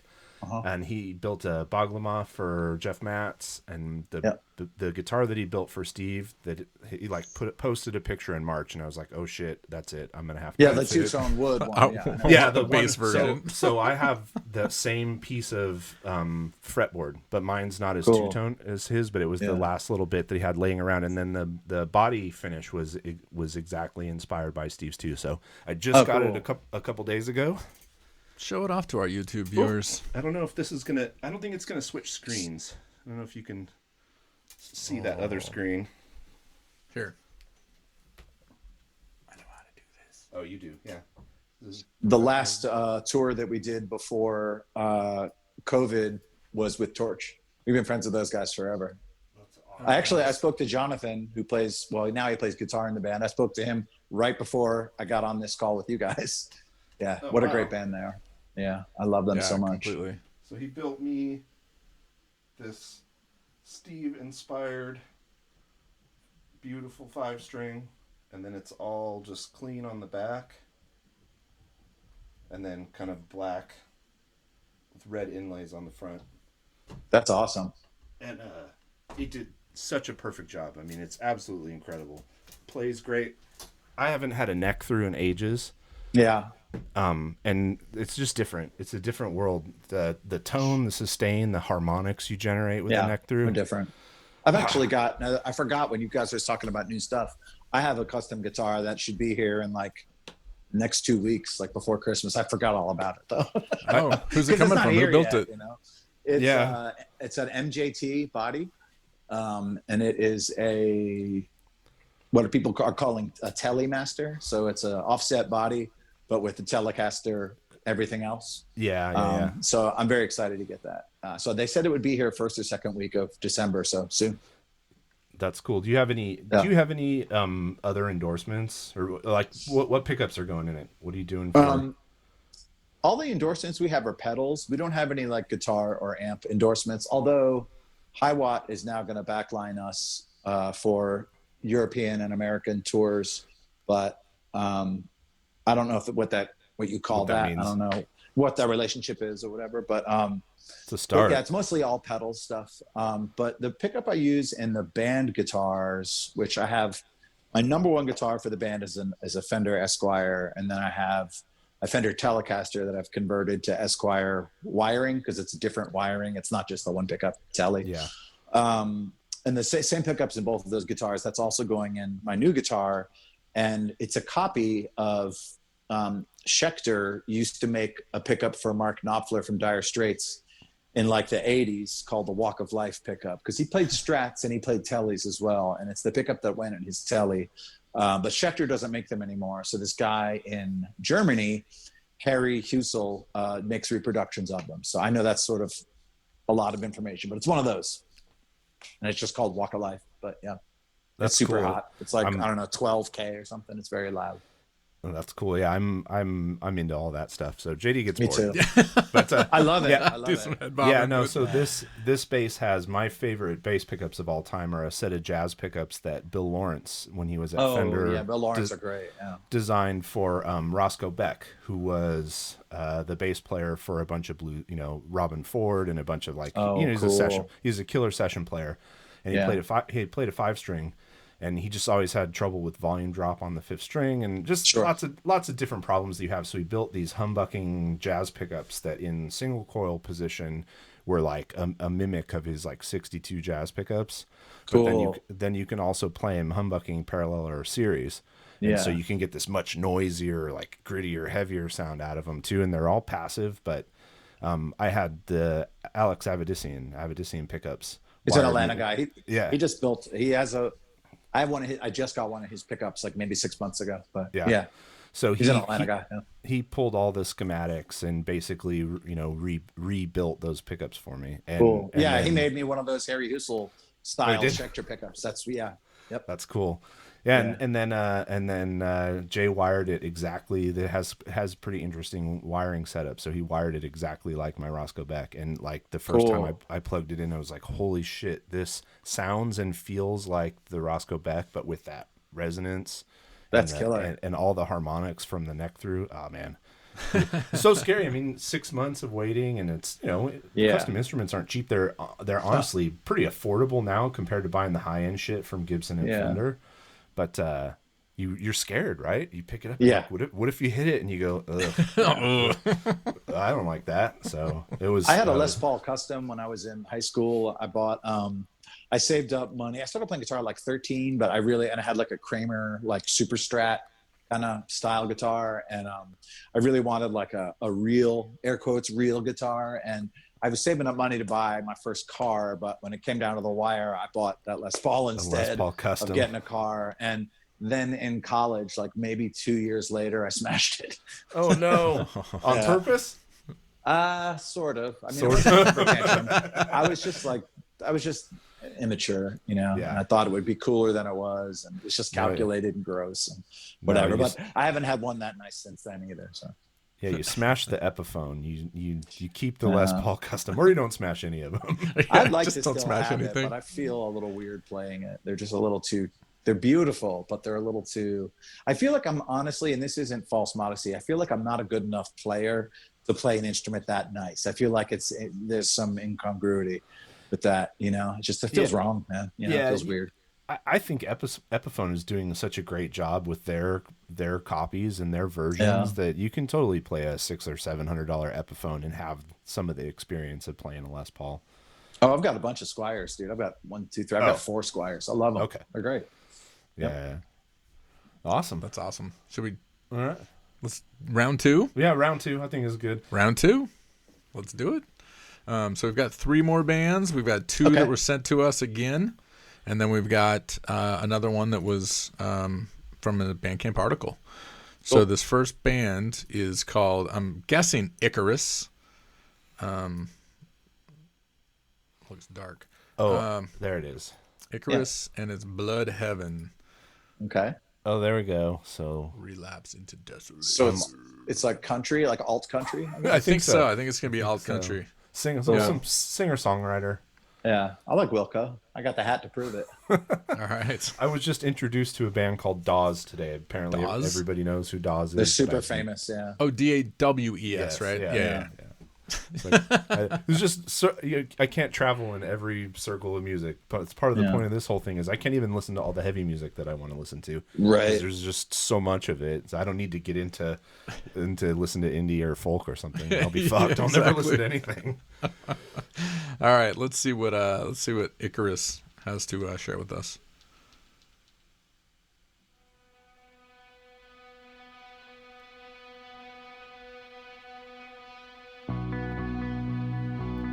Sorry, wrong song.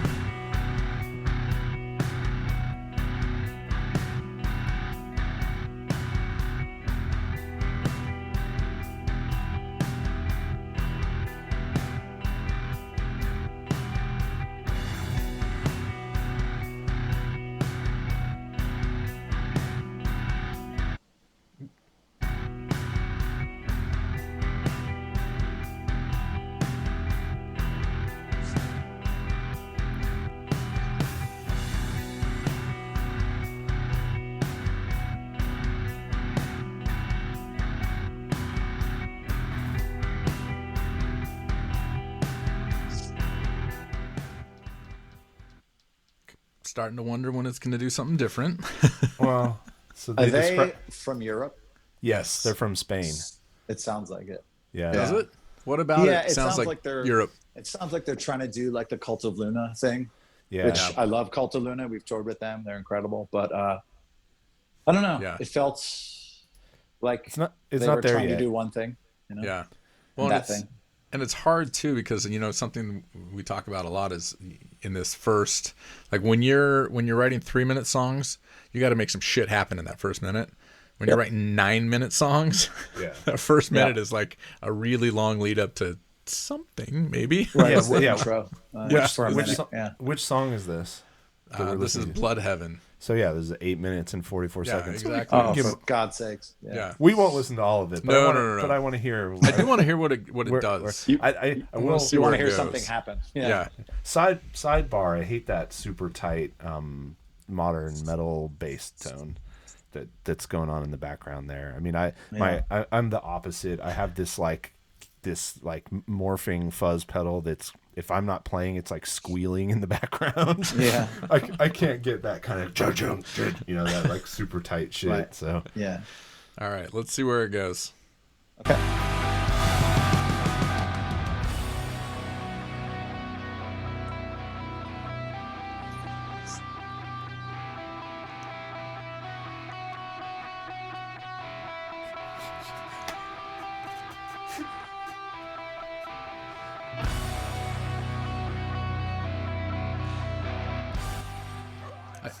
I feel like maybe we should tell people to send songs that are less than like 5 minutes long.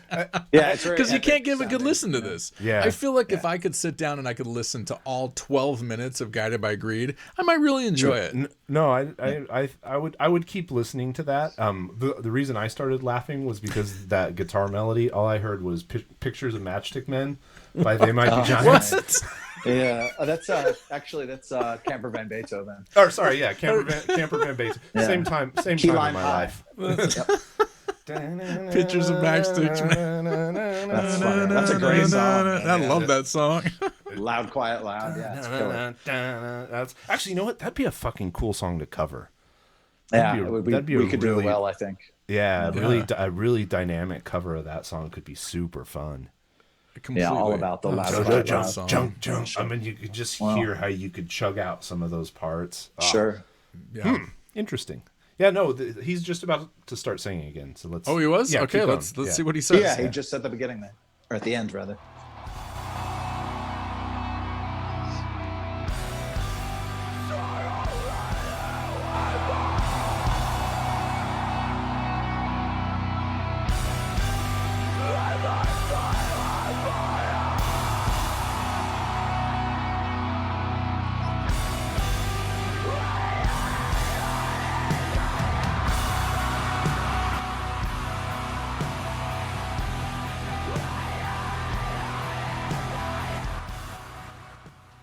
I feel like I could put this on while I was working or out in the yard and like Yeah. enjoy what I was hearing. But yeah, Sure.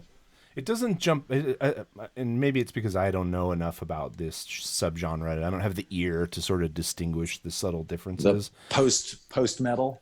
Well, Yeah. so post metal generally, like the first generation of post metal, Pelican and Isis and all of that stuff, I'm definitely dialed into. This is something a little bit different from that, and Okay. I don't know, but it's just not grabbing me for whatever Yeah. reason. It's just like It- okay. I mean, it sounds like they're trying to be epic, but it's not actually epic.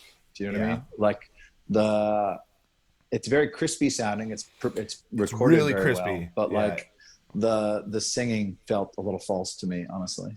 yeah, Felt a little so much angst, and it's like, really? I don't, because I'm not feeling an honesty to it, man. I don't want to shit all over it, but that's just kind of what I felt. Yeah, well, and the crispy thing, I think, in the production is what's troubling me, because that's one thing I love about those post metal bands is that song could have been played with a rack of gear outboard and no speaker cabinets or anything. For sure. And Yeah. when you listen to Russian Circles or Pelican or Isis, you can hear the amps humming, like, Yep. and it's just different. It's Yeah. it's warmer. That's what that bass tone's really cold to me. It's really cold, and it's a different lane from. Do you guys know a fella named Dallas who plays guitar in Pelican now? He didn't used to, but No, he's in the I band don't. now. I don't know. He's been in a couple rad bands. I met him because the band he was in before Pelican opened a Chicago show for us a long time ago, and then he used to be in a band from I think Nashville, like around the same time that kind of all the sludge, like when Mastodon was starting, and like His Hero Is Gone, and like I Hate God, and all the Southern kind of sludge stuff was really bubbling up. He was in this band. It's a horrible name called Ass Chapel. One word, Ass Chapel. Ass Chapel. Check them out, man. Because Ass Chapel will I like fuck that. you up, man. I like that They name. are so Ass good. Chapel will fuck you up. Dude. I'm gonna write that They just down. had a retrospective come out, but Fire and Destruction is the name of the record that dude, it's so badass, man. Yeah, it's really underappreciated, and Dallas is an incredible player, but Nice. that Ass Chapel record is fucking good, man. He can play his ass off. You know how like a lot of metal guitar players do sort of triplets, like that kind of thing, and then Randy Rhoads would do quadruplets, so it gives it that weird like kind of like classical kind of neoclassical thing because it's a quadruplet and not a triplet. Dallas does quadruplets. Like it's always just one better. Like he's really fucking good as a player. Yeah, he's really good. It's interesting how much that changes the tone of the music because it takes Sure. the swing. It takes the swing away. That what Right. It's a that different feel. triplet does is it allows you to swing a little bit, so you can you don't bob your head to quadruplets unless you're laying them over a different rhythm, which is also Right. possible to do. But yeah, Dude, that's cool. seriously, check out Ass Chapel, man. Fire and Destruction. That record In the it's notepad. really It's- good, man. It's in the Yeah. notepad. It's definitely metal, but like it feels like kind of dangerous. You know what I mean? Like it feels real. It doesn't feel that last song we just listened to felt like it was posturing. It didn't feel like it was legitimate, like heart and soul. And it might be. It just didn't feel like that. But Ass Chapel does. Well, that's one of the real challenges with recording music is like what's in your head and then what you play live and then what comes out on the record that you make. And those may not all be the same thing always. And that's part, even more than just the simple act of saying writing music is magic, because I was thinking of it like 4 of us were in a room 10 minutes ago and there was no music. And now 10 minutes later, there is music. We created this thing out of thin air. Yeah. There was nothing. And now there's something. Yeah. Is the magic involved when in all of the steps of getting that from that moment where we create it to the moment where you can listen to it as an audience member and all the steps? I mean, you just were in the studio, you know what it's like. Dude, the first recording that I do on my phone is 100% of the time the best one, and every successive recording is a shittier and shittier version of it, man. And I'm not exaggerating. I wish I could capture that stuff, man. It's I know. uncanny And how much shittier it gets, I think it's exceptionally hard in heavy music too, because the volume is such a serious component. And Or loud, and, yeah. Yeah. And you know that how you have to say push an amp in order to get it to make a certain sound if you're relying on amp gain instead of pedals. So then to go into a studio with a 100-watt amp and get it to the level where you need it to be to record it can be hard. And that's why the good producers, I think, in heavy music get used so much, because they've developed a shorthand for translating that quickly. Billy Anderson can take something loud and insane in a room and turn it into something loud and insane that makes sense in a recording. So can Kurt Blues. I mean, they're just Sanford Parker. They're people that can just do it. I know Sanford. He comes to our shows in Chicago. Yeah. Yeah. Sanford knows Dallas too, actually. Yeah. Yeah. Chicago dudes. Yeah. I think that Chicago scene's pretty tight knit. That's a great about city, Chicago. Okay, so we just pulled up Ass Chapel. Yeah, here. let's listen to Smash Chapel for a second. Dude, they listen to the song Fire and Destruction. Fire and Destruction. Okay. So just for fun, it looks like they released it's so badass. every single thing they ever recorded as one Bandcamp record. Yeah, retrospective just came out. Yeah, that's great. I mean, they're from like the early 2000s. They're a long time ago, but all right, they're here we so go. badass, dude.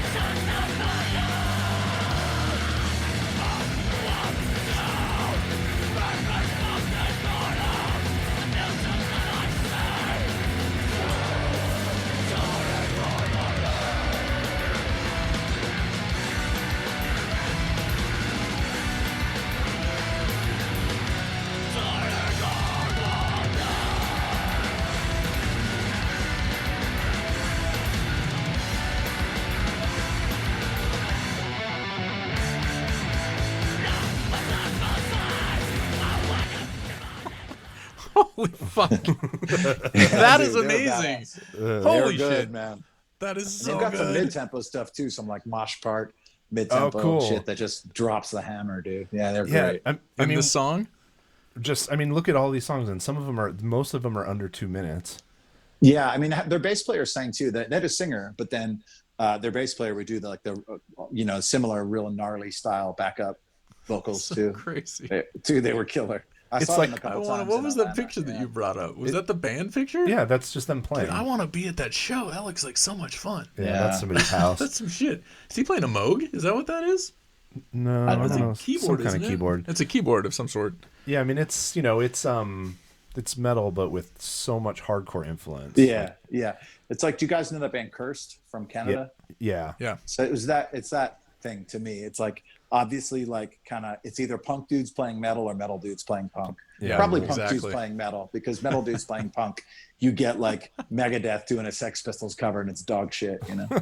So yeah, I think it's punk dudes playing metal. That's what it sounds like to me. Yeah, like some punk guy decided he was going to skill up so that Yeah. he could play those hard riffs. And that guy's Dallas. Yeah. Yeah, that guy's done. Yeah. That I think that's a super interesting combination. I mean, And he's yeah, in that Pelican now, you know. Yeah. Yeah. that yeah. just that sounds alive though. It's Yeah, messy. right? It's messy and it's Yeah. fuck, it's good. Tough as Exactly. nails, dude. Exactly. And dude, when they So go to the good. half tempo stuff, when they're still playing that heavy shit, but then it's like my favorite Slayer is the mid tempo Slayer. Like, dude, like South of Heaven. Come Oh, on, yeah. man. Yeah. I love that completely. stuff. The slow stuff is so not slow, but for them, the slow stuff is the best. Well, and you boost the tempo on those quadruplets, and all of a sudden he's tremolo picking. So if you Yeah, just throw right, some right. ambient shit on top, there could be blast beats, and there's black metal in there. And it could go in so many directions. Yeah, This that is was- great. they were I- killer, I- dude. I love like a weird obscure guitar technique stuff, because people who don't play or aren't into music don't understand how much like the way a guy's right hand is trained affects Yeah. the overall sound of the music that you listen to. It's just you just figure Yeah. everyone's kind of doing the same shit down there, but they're not. Like people have Just very down picking versus sweeping are completely different sounds, man. yeah. Or our guitar player Carl found this like old bluegrass video with these like bluegrass triplets that are like sweep across two and down, Yeah. and then one on the up, and it has Wow. this completely unique, because it's like these two muted picks and then this one clean pick on the upstroke, and it has this really unique sound. And I don't Yeah, heard those guys any- are monster players, man. Yeah. I haven't heard anyone else do it, and so all of a sudden you just have this whole new sub style of guitar playing just because Yeah. somebody trained their right hand in a Because different. now somebody's also doing that, running through a giant amp with some Right. pedals, right? And they're Brent can do hybrid picking. He's really good at it. He can do some chicken picking shit. Yeah, I mean, and I think that's a really unique part of their sound is Yeah. when those proggy fucking bluegrass parts show up. That's some It's of my crazy, favorite, right? favorite stuff. In Like he just peels off a bluegrass lick. You're like, what? yeah, Yeah, it's so cool. exactly, somebody grew up in the Yeah. South. exactly. We we right. practiced at their place. Oh yeah, Yeah, that place sounds cool. Yeah. Is it as nice as it looks like when you see videos of it from far away? Or I mean, it's cool. You know, it's a practice space. It's in an awful neighborhood. Oh, But really? there's like a big fence around it and stuff. It's fine. But yeah, we practiced there. We shot our video there downstairs before they had additional rooms built there. They just opened a studio down there as well.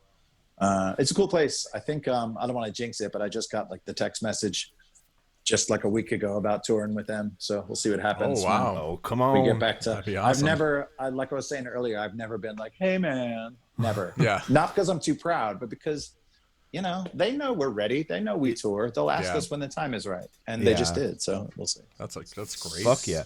Yeah, for that. JD and I had an epic endless night with Brent. So they played. Just The you con- though.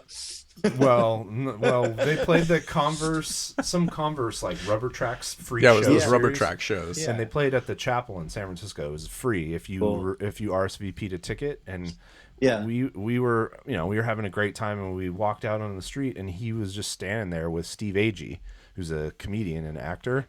And I was Yeah. like, "Hey man, that was an awesome show." And he's like, "Hey, we're gonna go over to the Elbow Room with Matt. no, the guy from Metalocalypse. Oh, Metalocalypse. Brendan Smalls. Yeah, Brendan Yeah, we're Smalls. gonna go over and hang out. You guys want to come to Elbow Room? And we spent Cool. the next 3 hours just Great guys. They're so shooting nice. the shit at the Elbow Room.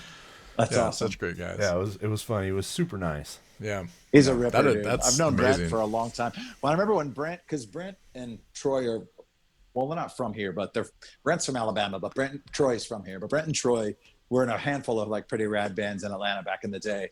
Brent was in a band called 4 Hour Fogger. It was like kind of a punk band. Troy was in this band called Social Infestation. That was like you would expect it to sound. They were great. And then I remember I saw Brent outside of the practice spaces back then, and he was like super excited. He was like, man, we're going to start a band with 2 of the guys who were in Today Is the Day. I was like, holy shit. Like, it was so amazing to me. And, you know, we're obviously friends with them now. But, like, I remember back then it was like, Today's the Day were, like, famous to us. Do you know what I mean? Yeah. Like, and now that you're in it, you're like, you're doing your thing and you're able to do it, but ain't nobody famous, man. That's awesome. You know? Well, the story was that happened at a High on Fire house show. It did here in Atlanta, yeah. In Atlanta, because I know Stratton was at Stratton. Oh, Stratton Curry was actually at that show that night. Yeah, that's and, awesome. That they just were like, hey, we're gonna start a band. Yeah. All right. They moved down here. Yeah. Yeah, Because they were living in Nashville, Bill and Braun at the time, because they're from upstate New York. Yeah, they're from New York. But from Rochester, yeah. But then they were living in Nashville because they were in Today's a Day. Steve, Today's a Day's in Maine, now Portland, Maine. But they moved here from Nashville, yeah, started the band. They used to have a singer, too. It wasn't just the 4 of them. It was like, they had a guy who sang, who I think he was also the singer in 4 Hour Fogger, Brent's old band. Yeah. Well, But then he quit, or they kicked him out, or whatever happened, and then they were just instrumental for quite a while, just in Atlanta before they were touring or anything. And then they slowly started adding singing. They used to do a lot of like tape loops and stuff, you know. interesting. Oh, interesting. But Yeah, they were telling a story about the making of Remission, and Braun made it sound like they didn't know what they were going to do for vocals, and he just went into the studio and screamed on a bunch of songs, and then that was they were good. But it was like Yeah. the way he told the story, I was kind of like, unreliable narrator. I'm not sure I believe that's exactly what. right. I love that term. Unreliable narrator. It's a great term. Yeah. That's I use it almost daily to describe my 13-year-old daughter because she'll tell some. Sorry, go ahead. She'll tell some story about some shit that one of her friends did or something that happens at school, and I'm always like, but did it really happen like that? Yeah, not true. I have a list of song titles, and Unreliable Narrator is one of them. We haven't used it yet, but every song on the new record comes from that list. Every song title, yeah. But Unreliable Narrator is on there on that list. Yeah, it's a good topic to build a song around for sure. There's so many ways you could go with it lyrically. Except it seems that's kind of one of your things is the song title and the actual content don't necessarily they're no way related. I mean, there's thought behind that, right? Related, like, yeah. Well, I learned that from Nirvana because they had a bunch of songs that didn't have any. The lyrical content was not the title of the song. And then I got kind of a long song title thing from the Locust because they used to do all that kind of stuff. Oh yeah. These super long, ridiculous names. Yeah, I'm glad we ended that phase of the super long band names. God. That was definitely not my favorite. No. I hate it when it sounds like a phrase, And if it sounds like, they'll usually throw in like a season or a month. Or something like, do you know what I'm talking about? Like, totally. And you will know us by the trail of the dead. Oh, they're so great though. What a great just band. call it. They are good. Yeah. They are good. Oh, they're people amazing. just say Trail of Dead. Yeah. Everybody just says I don't know Trail what you're of Dead. talking about though. Yeah, it used to be like, so like what was it? Noun the verb or verb the noun or something. Yeah. Yes. Terrible. Yeah, exactly. Yeah. All right, we're gonna crank And through now 2 it's more of noun these. verber. You know, now it's like wall screamer. You know, just Now it's noun verber is like the new thing, which I also hate. Just but then you just turn that on its head and just call your band Noun Verber. Noun verber. That's good. Yeah. And then no one else can ever do it again. That sounds like a noun verber. I could see the 2 people in Quasi being in a band called Non-Verber. Oh, sure. K Records, Yeah. All right. So I'm interested in this one because when the person sent it, part of the description was that the 2 brothers who are in the band together are also in a barbershop quartet. Oh, fuck yeah. Okay. All right. So let's see what we're gonna get. Do you think that's a lie, though? I don't know. But I hope it's clear when we listen to it. I don't think it will be. If somebody wanted to tell a lie, Yeah. got me to listen to their song by telling me they were in a barbershop quartet, then we're doing something right. Mission accomplished. Right? Yeah, exactly. Kudos where it's due. Sure. Okay, let's check it out.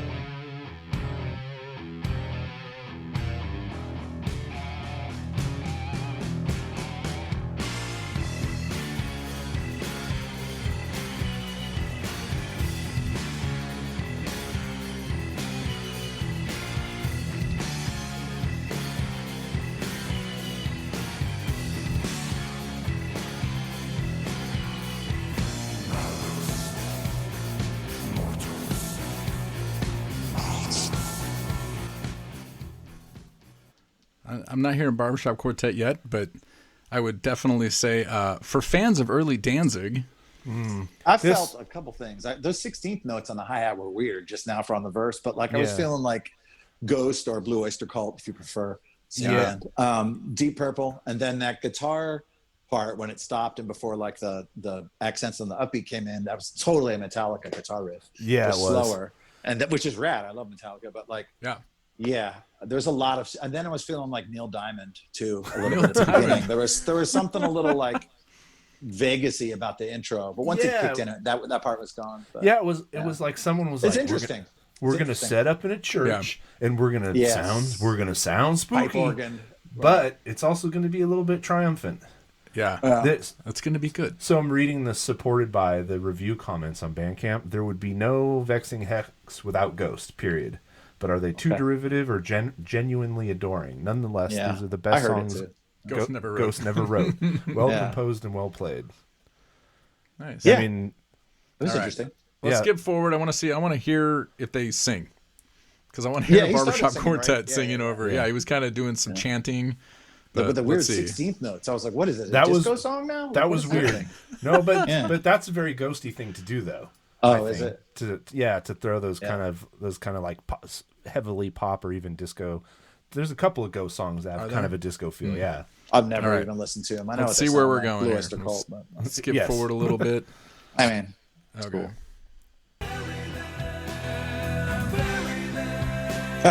Totally.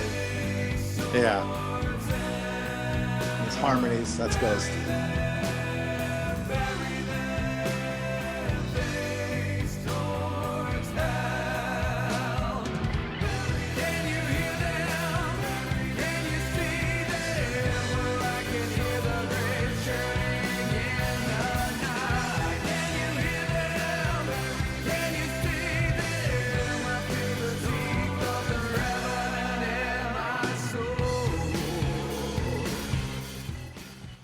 Yeah, I mean, that's sufficiently fun. I'll tell you what about Ghost.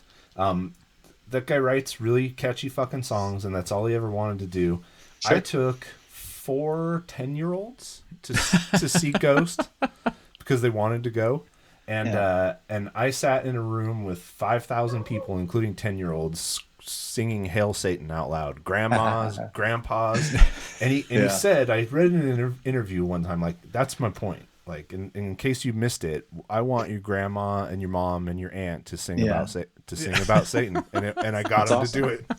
So, dude, we routinely, like, we're writing a song and we think it doesn't have enough parts, and what actually happens is the part that we were missing is a simplified version of a part that we're already playing. So, like, we're all about verses and choruses. I'm not saying catchy or hooks. I'm just saying, like, I want something to grab onto as a songwriter. Yeah. So I get that impulse. It's supposed to be music for the people. I mean, rock and roll music is supposed to be void of pretense. I mean, we got away from that at certain times in history, but I always that's always in the back of my mind, like, not make it simple, but you know, repeating things without being repetitive is a real skill, you know? Yeah. Oh, completely. Yeah. And I mean, and there's room for all, there's room for all types of music, and there's people that can't wait to sit down and listen to Dope Smoker or the Bell Witch or Good, dude. or a Yeah, King Crimson record, and to like go on a 50-minute journey. Yeah. But then there's also times when you just want to like shake your ass for 3 minutes or punch somebody for 3 minutes or whatever. 3 hours in a club. Yeah. Yeah. No, I think these guys seem really talented to me. Yeah, I mean, for they sure. seem like they know what they're Are doing. they This is some European good as well? stuff. No, they're from Indianapolis. No, yeah, Oh, Indiana. okay. Boy, Here's- Indianapolis is a shithole, man. We played that twice. Jesus, I know we're not supposed to use that word because the Cheeto yeah. man, Yeah. has tainted it. But like, Tainted. it's tainted the word shithole. yeah. But yeah, I mean, we played there twice on both times where we were touring with another band and their agent had booked it. Like so we didn't choose to play there. But like, yeah, it is a depression about that city that I'm not with, man. I don't like it at all. Yeah, the James who built my guitar is from Indianapolis. And I suspect I've spoken to him actually on Instagram. He's very nice. Yeah. Yeah, he was so amazing to work with, and I think I suspect the affordability of buying a custom from him has something to do with the fact that he lives in Indianapolis. Is my guess. Right. Just a guess. Right. And so, it's like sometimes you feel like those places need music more than San Francisco or there's a couple spots that we've played around the country. Like we have this rubric for the band, and it's actually a concrete thing that we speak about. And basically we have sort of a 3-point system on deciding whether or not we want to do something as a band, and it has to be at least one of these things. If it's 2 or all 3, even better, but it has to be at least one. And one of them is is it good money? Straight up. Like, it sounds awful, but it's true. We're grown men. Is the money good, right? Then there is, of course, like, will it further the band in some way? Like, is it going to lead to something else in the future? And then the third one is like, will it just be enjoyable to do it? So we generally think it has to be one of those 3 things. And whenever we book a tour, we always have an off day here or there. And then people get like, look at your dates and go, oh, there's an off date there. And then we'll get an offer from some tiny place. And 2 different times that has turned out to be some of the most fun we've ever had. Oh, yeah. And one of them was in Canton, Ohio, which is a place called Buzzbin. And it's in Canton, Ohio. It's like, we play Ohio all the time, but like, I've never even heard of that city before we played there. And we've played there like 3 times now. They're so nice. They want us to be there. The whole town shows up. The vibe is killer. The other place is Big Spring, Texas, which is West Texas. And, we had a show in Dallas, and then we had 2 days off and a show in Phoenix because it's a 14-hour drive. And they sent us an offer the first time. They just sent us an offer that was like just good enough for us to not refuse. And we're like, oh, fuck it, we'll do it crassly for the money. And then we went there and we were like, this place is rad. These people are awesome. This is fun. So it happens all the time. I know what you mean. Yeah, there's another city in West Texas that we had a very similar experience in. And then I thought you were going to say this. I was curious to see if you would go there. Fucking Kennewick, Washington. Oh, never been there, no. So we've it's played like, somewhere in Washington right by the border. That was really cool. Yeah, so Kennewick is where they had a nuclear research facility where they built the bombs that they dropped on Japan. Japan, yeah. And so it's this weird town in the middle of nowhere in eastern Washington that's built up around this nuclear industry. And it is a dark and depressing place.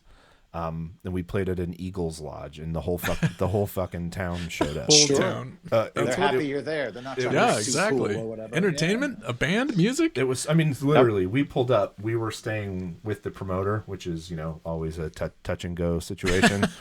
Yeah, and we pulled up, and there was definitely like a meth safe house across the street. Sure. And there was a guy just mowing the lawn for an hour straight, just back and forth and back and forth. Jesus. We pulled up in a black Sprinter, and our singer has like dreadlocks down to the back of his knees. And the guy walked up to him and goes, "Are you guys in the FBI?" I was like, "Oh man, this is going to be a weird night." But it was awesome. Fun. Oh, it was fucking fantastic. It was great. Bellingham. Bellingham is the name of the city in Washington. Oh yeah, Okay. Bellingham. It's great, man. Holly. Yeah, that's up north by Vancouver. Yeah. Yep. We had a great show there. Same thing, small town. Like you think we're just going to do Seattle and Vancouver. We had a day off. they hit us up, and I was like, oh, this, bands I love have played there. And you go there and they're happy to have you there. They feed you. The place is killer. They don't give you any attitude about volume. Like, it's great. Yeah. It's great. They're happy to have you there. Yeah. The attitude about volume is one of the most frustrating things to deal with. Dude, the next person we start bringing with us is a sound person. We have a friend, Matt, who lives in Seattle, who does merch for us now, like regularly. But the next person is a sound person just for that reason. We got into it with, I won't say where it was, but like we got into it with someone on that tour we did with Helms Ali, and they were like giving us, as soon as we start, whoa, whoa, whoa, whoa, and we're just like, here we go. It's like, man, this is what we do, man. We're not amateurs, and so I know that you can't flip the switch to asshole, because once you're there, that's where you are now, and there's no going back. So I really try to stave that off as long as possible. And it just got to the point where I had to say to the dude, like, how many shows do you think this band has played, man? You want to take a stat? How many shows do you think we've played this year? Like, take a stab at that. Do you know what I mean? Like, we know what volume we're supposed to be at, man. Like, just do your job. Fuck off. Like, it was so lame. And I hate having to be the bad guy because it reflects poorly on the band. And like, that's why you get to have that's why you need the sound guy, because he tells them, he or she tells them that. We always have one in Europe. Same thing, for same reason. Just let them deal with it, man. Yeah, those poor guys, man. All those guys, the touring sound people that are just like, fuck, what do we do? And it's like it's so weird how at least in this country that there's just like no support. There's no special recognition for the industries that are easily the hardest hit with it. Unquestionably. They're in some crazy states like Florida, they just said fuck it and let everybody do whatever they wanted. But in places where they're actually like trying to take things seriously, it's bars, music, rightfully so. That are just not operating. But man, it would sure be great if there was some recognition that that's different, and that I know, right? Get good at something else maybe isn't the right answer. Well, I spent my whole life doing this. I got to get a do-over with that as well. I'm not going to go to school and become an architect, man. It's not happening. Doing this. Let's do it right now. All right. Well, let's listen to this last tune and then close this out. So this is one that we found on Bandcamp. And so we're just going to dig in, because this is not going to sound like what we've been listening to. And then I will read a passage about it. All right. All right. You just play that shit.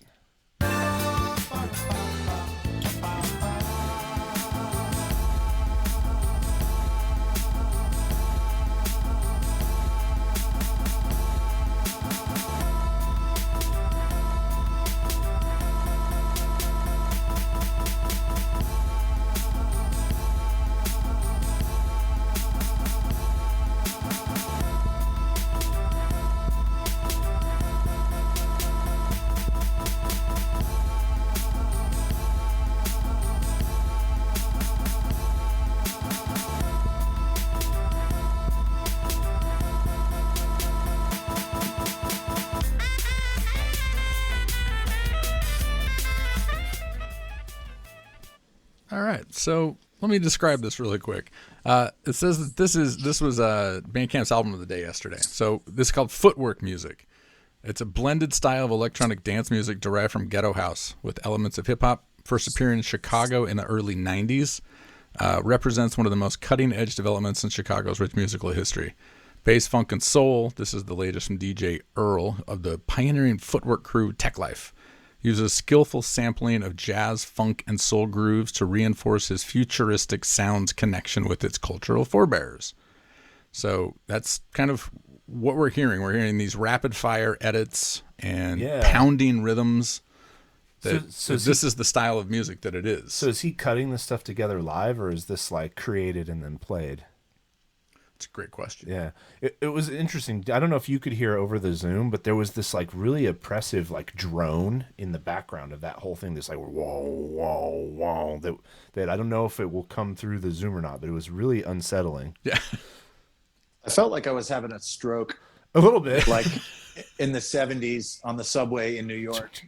It was just it was crazy. That's a great description. Are you guys familiar with that? I can't remember the name of it off the top of my head, but it's basically a guy did this tape loop thing that just slowly disintegrates over time, and it was done in response to 9/11. I can't remember what the heck it's called, but it's similar to that in that it's unlike anything else, you know, and it's sort of like not like a regular song. It's sound, but it's different. I'll email it to you guys once we get off of this. I'll find it, but it's really interesting. I think it's just called the Disintegration Tapes. Okay. And that it's sounds pretty familiar. long, you know, but it's on YouTube and everything, of course. But it's really cool to put on and listen to because it kind of reminds me of like, are you guys fans of Brian Eno at all? Oh yeah. It's like it kind of reminds me of some discrete music or music for airports, where it's just got these loops that just keep coming around, and it just keeps getting more and more spread out, more and more smeared out. It just starts disintegrating. It really starts to feel more granular and sort of just gradually pulled apart. It's very interesting, and it kind of reminded me of that. I love Disintegration Tapes, man. Very cool. I love that kind of stuff. So is this one of those things where it's kind of like a blended dance and music scene? I was unclear on that. Like part of it said that like all of it is 160 beats per minute or more. Like that is the basis of this style. So like you're probably always going to be hearing that like in the background. I think that was like the looping bass. Oh, okay. Yeah. Oh, that's what it was. It was a much slower bass that was running at high speed. It was weird. Yeah. Yeah, that was. And I like music that kind of like shoves me. You're not quite sure what to think and what's going on. And but it's some of my favorite bands ever. I didn't know when I first time I heard them. I couldn't tell if it was serious or not because it was so different than first time I heard Beck. The first time I heard the Word, I was like, "What the fuck is happening?" Like it seemed like it was. It didn't seem real. It seemed like just some weird experiment or something, you know. But it's some of my favorite stuff. It's first time I heard Fugazi, first time I heard Sonic Youth, I was like, I was very young and like it didn't sound like what I expected it would sound like, and it's very mature music, so I didn't really lock in until it did, and then that became like my favorite shit ever, you know. Yeah. So stuff changes sort of where you are in life when you, for me at least, where you know. It's like that psychedelic thing, like set and setting. Like it's really, you know, it's got to play. It plays a role, you know. 100%. I have my Bungle Home for Halloween shirt on tonight. That Mr. Bungle was that band for me. I mean, I was a sophomore and a junior in high school, going to these, you know, shows in like 200 to 500 seat venues, with Bungle just like deconstructing music in front of my face. Yeah, it's crazy. And every night was different. You didn't know what the fuck was going to happen. I went to college in LA my freshman year, and the summer after that year, I stayed down in LA and took a bunch of friends because they were touring who had never seen or heard of them, only knew Faith No More, to a crazy show in Orange County that's like a legendary show now. The Melvins were touring with them, and the crowd was expecting Faith No More. And when the Melvins came out with like 20 minutes of drone, and the crowd just turned on them, and then they just booed him off stage. The Melvins left, and Mike Patton, Billy Anderson was doing live sound for him for that tour, and he said that Mike, when they booed the Melvins off, he just looked at Billy and he said, "Tonight they pay." And then I've heard this. I've heard this story. So you'll find, so you'll Yeah. find a blog post about it. So like I experienced it. I was there. And 20 years later, I was like, did I really experience that? Was it a dream? Yeah. I don't know. So I was over at JD's house one night, and I was like, I'm going to look up to see if anyone like wrote down their thoughts about this night. And I searched, and I found an article and a blog post of a guy who did it, and then interviewed Dale and Buzz, like, 15 years later, and it all really happened exactly the way I remembered it. But Bungle came out, like, made noise, played a couple weird covers, played a little bit of weird versions of their songs, kicked the shit out of the drummer because it was his birthday, and then left. And the entire crowd was like, what did we just see? And I was like, this is the best night of music I've ever witnessed in my life. This is incredible. But yeah. I mean, if you can't like win the crowd over and get the room on your side, plan 2 is clear the room. Yeah, for sure. Yeah, clear the room. Exactly. Yeah. Exactly. No, I think that's a fair plan. It's funny too when bringing it back around.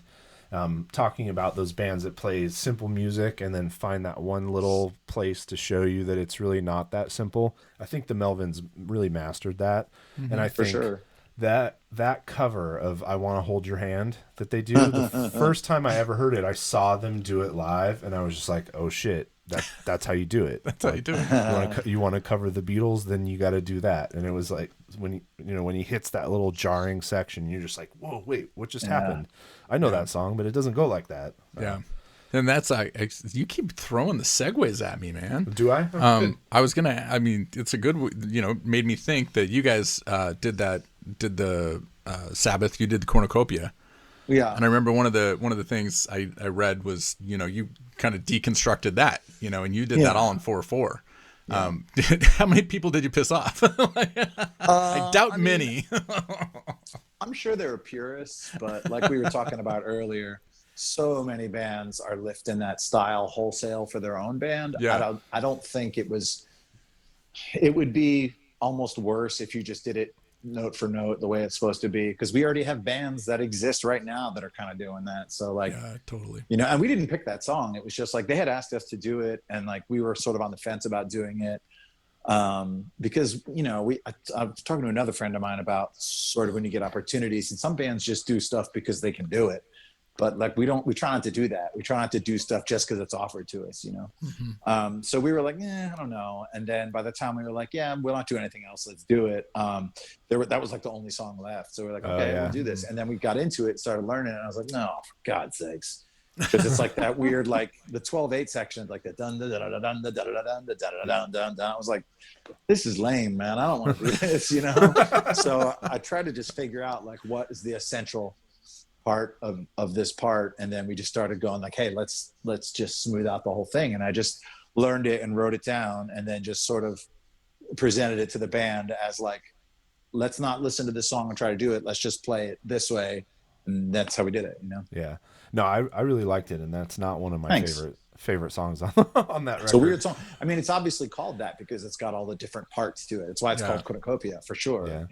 Yeah, it's like it's just call it leftover riffs, because that's totally it's all the stuff slapped together. Leftover riffs. Well, Sabbath has songs like that. I think Into the Void is a song like that, and I think a National Acrobat is 100% a song like that, and that song rides the line between this is like Sabbath riff perfection, or this is ridiculous and it's too many, or it's too many parts. So and you have other bands on that record, frankly, who are that are already doing that style. So on that record you're going to hear someone really fairly faithfully reproduce Sabbath. You don't need to be that person. Well, and I wouldn't. That's kind of why we were on the want fence that about it. Because I was like, the world is inundated with Sabbath stuff, and like we've been offered other like cover records, but they were cover records of bands that we already sort of sound like, and I'm like, I'm not going to do a cover of Helmet or the Jesus Lizard or Melvins or something, because it's just going to be a shittier version of their song, man. The only way their version. I want to do a cover is to do something out of genre, and not like you do a Christmas song but you play it all yelly, not that sophomoric shit, but just like do a song from the 80s, or just do it in your style. It's much more interesting to me, and worth my time, really, Pictures of Matchstick Men. Yeah. Oh, that would be a great one. There you go. Love to do it. Yeah. Nice. Yeah, that was fun. And the song that Trevor did, the song that Haunt did on there, he also was like, nah, I'm not going to play it this way. And he just turned it into a new wave of traditional heavy metal song, which is what he does for most things. It's fun. Yeah. So at the beginning of the show, you're supposed to do what you know.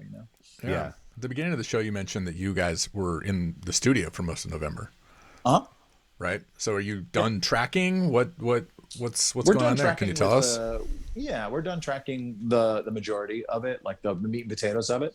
So now it's time for as Ryan calls them, the flavor crystals, which is pick slides, feedback. We don't double guitars. We usually do like 7. Like we'll do like, I have 2 amps and both amps are always on. So there's always a double signal. And then we'll do 2 takes of that, pan that left and right, and then do 1 up the middle, and usually double that as well. So that's very time consuming. So that's what we'll be doing now. And then, singing and then mixing. So we're luckily in no hurry, just because of the pandemic. I don't want to put a record out and then not be able to tour full time for a year, because then we won't be able to put asses in seats, man. The record needs to come out right before we're getting ready to tour. So we're going to take our time with it, man. We're in no rush. We were in a rush, but then this stuff happened and I'm like, wait, let's slow down. And there's a couple songs on there that are not like, it's not Gold Part 2. It's a different record. I'm very excited about it. You know, there's some of that, of course, but like, there's some different stuff, man. You know, I'm excited. Cool. Great. Yeah, I mean, too, so I don't know. Anyone with sort of your musical knowledge. I mean, obviously, if you're sticking your head between the speakers when you're a little kid, you're listening to all kinds of little things. You give yourself the time to integrate some more of the influences in the studio. I think it's an exciting thought. Because thank you for saying that. It's really more like knowing what I don't like and knowing like, okay, this isn't good enough, or this song needs something else, or it's not, to my mind, it's not usually let me distill these disparate influences and make it into that. It's not really that. It's just I play a riff that I think is cool and then just keep working on it until it's like super cool. That's really cool. Yeah. And I can lie to myself all day long, but I know if it's not rad, I know. And it's got to be rad before there's singing on it. Because if you try to do that, like, oh, it'll be rad once there's singing on it. No, it won't. No, it won't. I do that last, man. Yeah. I'm always glad to be the bass player in the studio. I mean, I can fully admit, unless you do other jobs, we have the easiest fucking job in the studio. Yeah. I know when Casey's who plays bass in Horrors is a much better musician than me. And I'm not being, he is. He's a guitar player, but just played bass to be in the band. But he basically has to do one track. He has to get one track of bass, and that's it for each song. And I'm like, bro, you have no idea. Man. Yeah. Oh no, we do. His credit, he'll rip through it and not make mistakes. It's really good.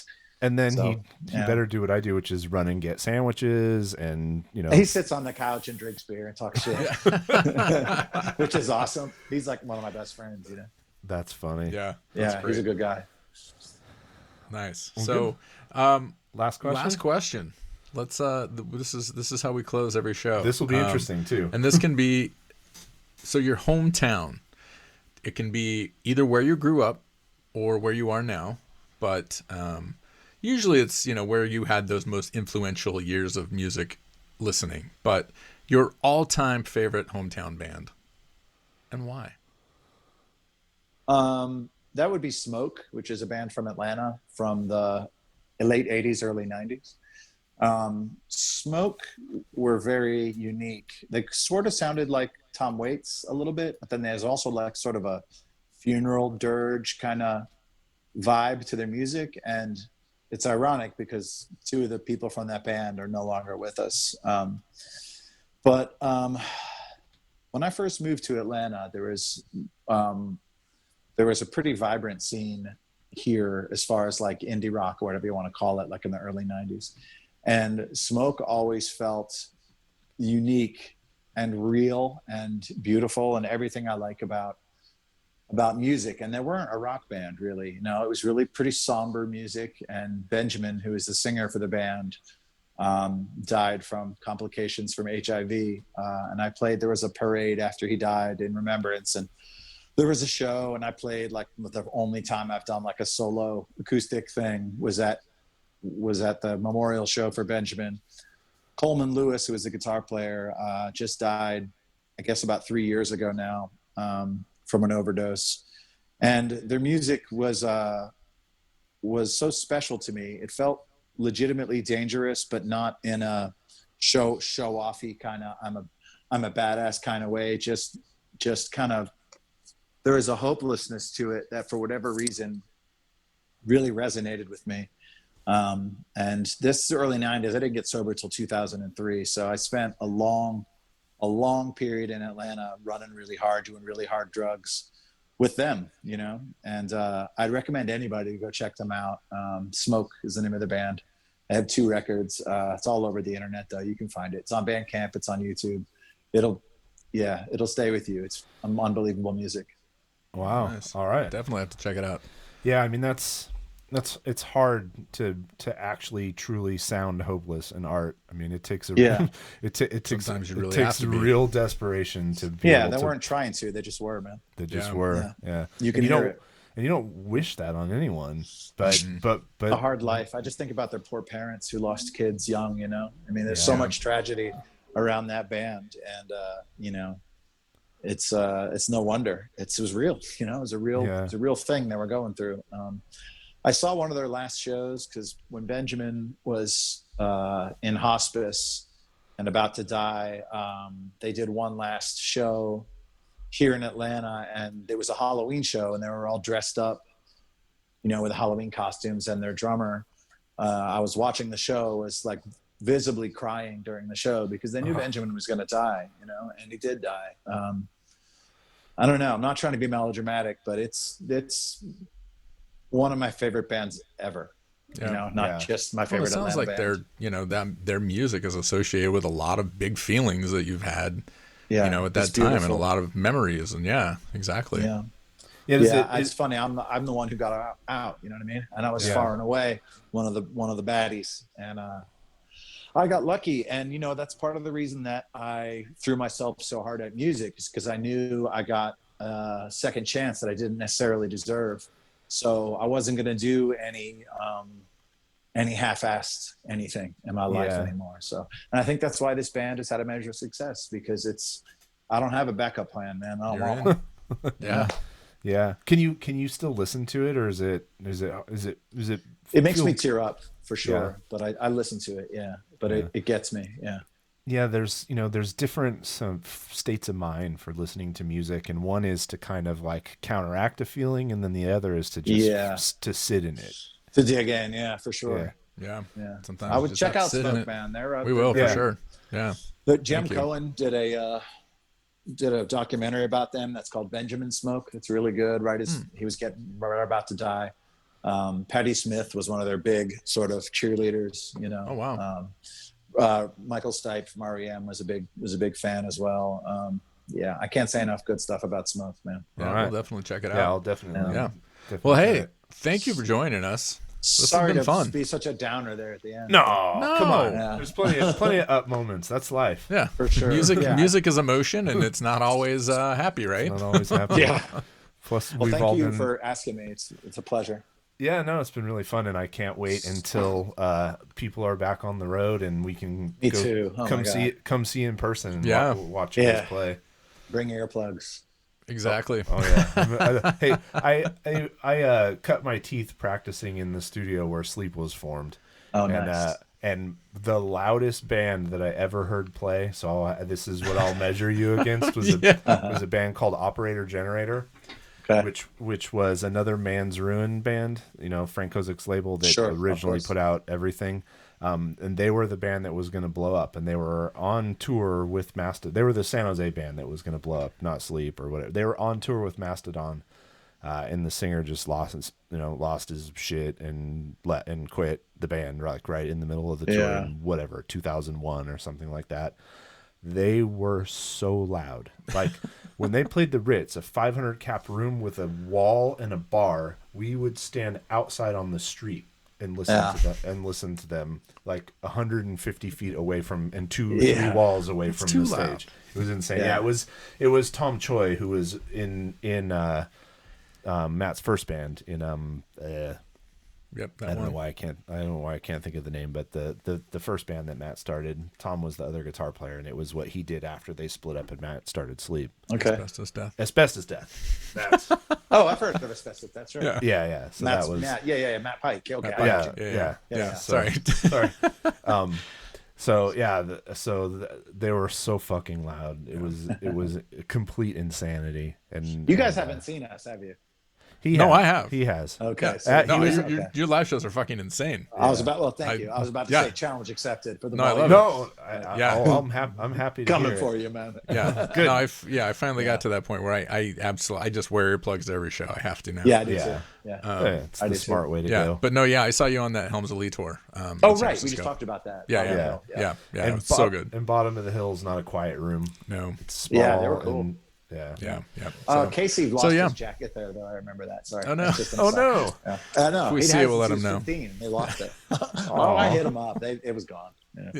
Whatever. Cool. Anyway, thanks, guys. Well, thank you so much. This has been a great chat. Yeah. Likewise. this will go out not this coming Monday, but the Monday afterwards. Okay, We'll tag you up and everything, and I'm on a 30-day Facebook ban, so I can't. Are you really? I can't tag it on Facebook. I can do it on Instagram though. Yeah, I just troll rednecks all the time. oh You know? boy, So, like, I call people like hillbilly simpletons and shit, and like yeah, that'll get you banned. Facebook is not having that. Man. No, It was that's 7 days. and See, then it goes now both it's 30. ways. It goes Yeah. both ways. I don't care, man. Fuck those people, man. I've approached Facebook a little bit different. I spent a long time in Reddit and 4chan and something Sure, awful like the dirty bowels of the internet. Oh, And dude, I just- know B. You kidding me, man? I know. Yeah. but I decided in Facebook to just try and ignore, or like come sideways at people. You know, not to go right at them. To sort of Right. There was one today. Actually, it was really funny. Craig LaCicero, who's the guitar player for Forbidden, is really active on Facebook and is always stirring the pot and causing trouble. Cool. I like it already. Yeah. And some lady posted, whatever, under Biden, my taxes are going up to 50%, and I work I work for a major pharmaceutical company, and they're going to move offshore. And she had a really unique name, right? So I Googled her name, and the major pharmaceutical company she works for is Ulta Beauty, where she sells cosmetics. Where she sells cosmetics.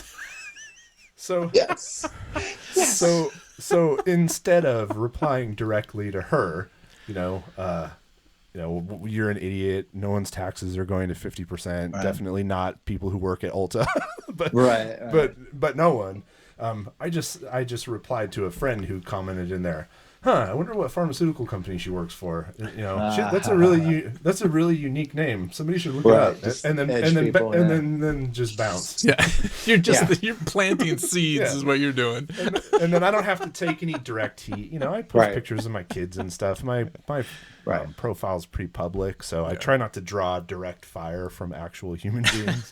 But I'll light some fuses here and there where I can. The only thing I do like that is I'll just say, and this is like the softer, gentler, but the same, like looking at someone sideways thing. I just go, "You seem really smart," and then just walk away. Yeah, that's it. Hillbillies. Yeah. Awesome. Well, for the third time. Well, love chatting. yeah, I We talk go a all lot. night. yeah, same here. All right, well, have a killer Thursday night. Look forward to seeing you in person sometime. Can't wait to hear the new Yeah, record. man. Christian Sure we'll see from you soon. WHORES. Thanks. Night. Yes. Bye. Take care. Bye. All right. Well, that could have gone on for another couple hours, don't you Easy. think? Totally. Yeah, Yeah. getting those last headphone adjustments in. Last headphones. I was just gonna take it off. I always forget about this I part. always forget that we say more words after we're done. Yeah, so I'm gonna have to drop some That was music. good I'm gonna stuff. have to drop some music in at the end of this episode. We're gonna have to hear some smoke. I think we're gonna have to hear some smoke. So we'll listen to it and then we'll pick something good and drop it in a full song at the end. But what an awesome dude! WHORES is a great band. It's awesome to see someone so focused and like clear-headed and and like taking it seriously and also having fun. I mean, anyone who's doing this 100% for a living doesn't have a backup. Like, that's the attitude you have to have. You have to. Yeah. So awesome. I mean, it's not like you go into like your regular job lackadaisical. Like, fuck, I don't care if I get fired. I mean, this is their job, right? Yeah. Like- well, I meet plenty of people every day who do that at their regular job, but it's usually because Maybe it's just because I don't know that mindset. I don't know. No, it's because they're doing something they don't like. So who gives a fuck? It's true. When you do something, When you like it. Yeah, when you like it, then 100%. you're not going to find that attitude so much. Awesome. Well, that was a fantastic time. That was wonderful. We got a bunch of amazing guests lined up to record over the next couple of months here. It's going to be busy putting out episodes. We'll see we'll see how many one too many beer evenings bring us in come January over Christmas. It's fine. So hey, if you are still listening and you haven't yet, whatever podcast player that you use, click subscribe. It really does help. If you're on Apple Podcasts, rate us, review us. Their algorithm cares about that. I don't. So write whatever shit you want in the comments. The more ridiculous, the better. Just write some. If you want us Are we asking people to review us? Go for it. Oh, say the worst. None of the bands that we didn't like. Point out a time where we spent 5 minutes trying to remember something. Point out a time when I said in the intro we're going to ask blank about something and then completely forgot to ask him. There's a few of those out there. There's a lot of us being very forgetful. Forgetful.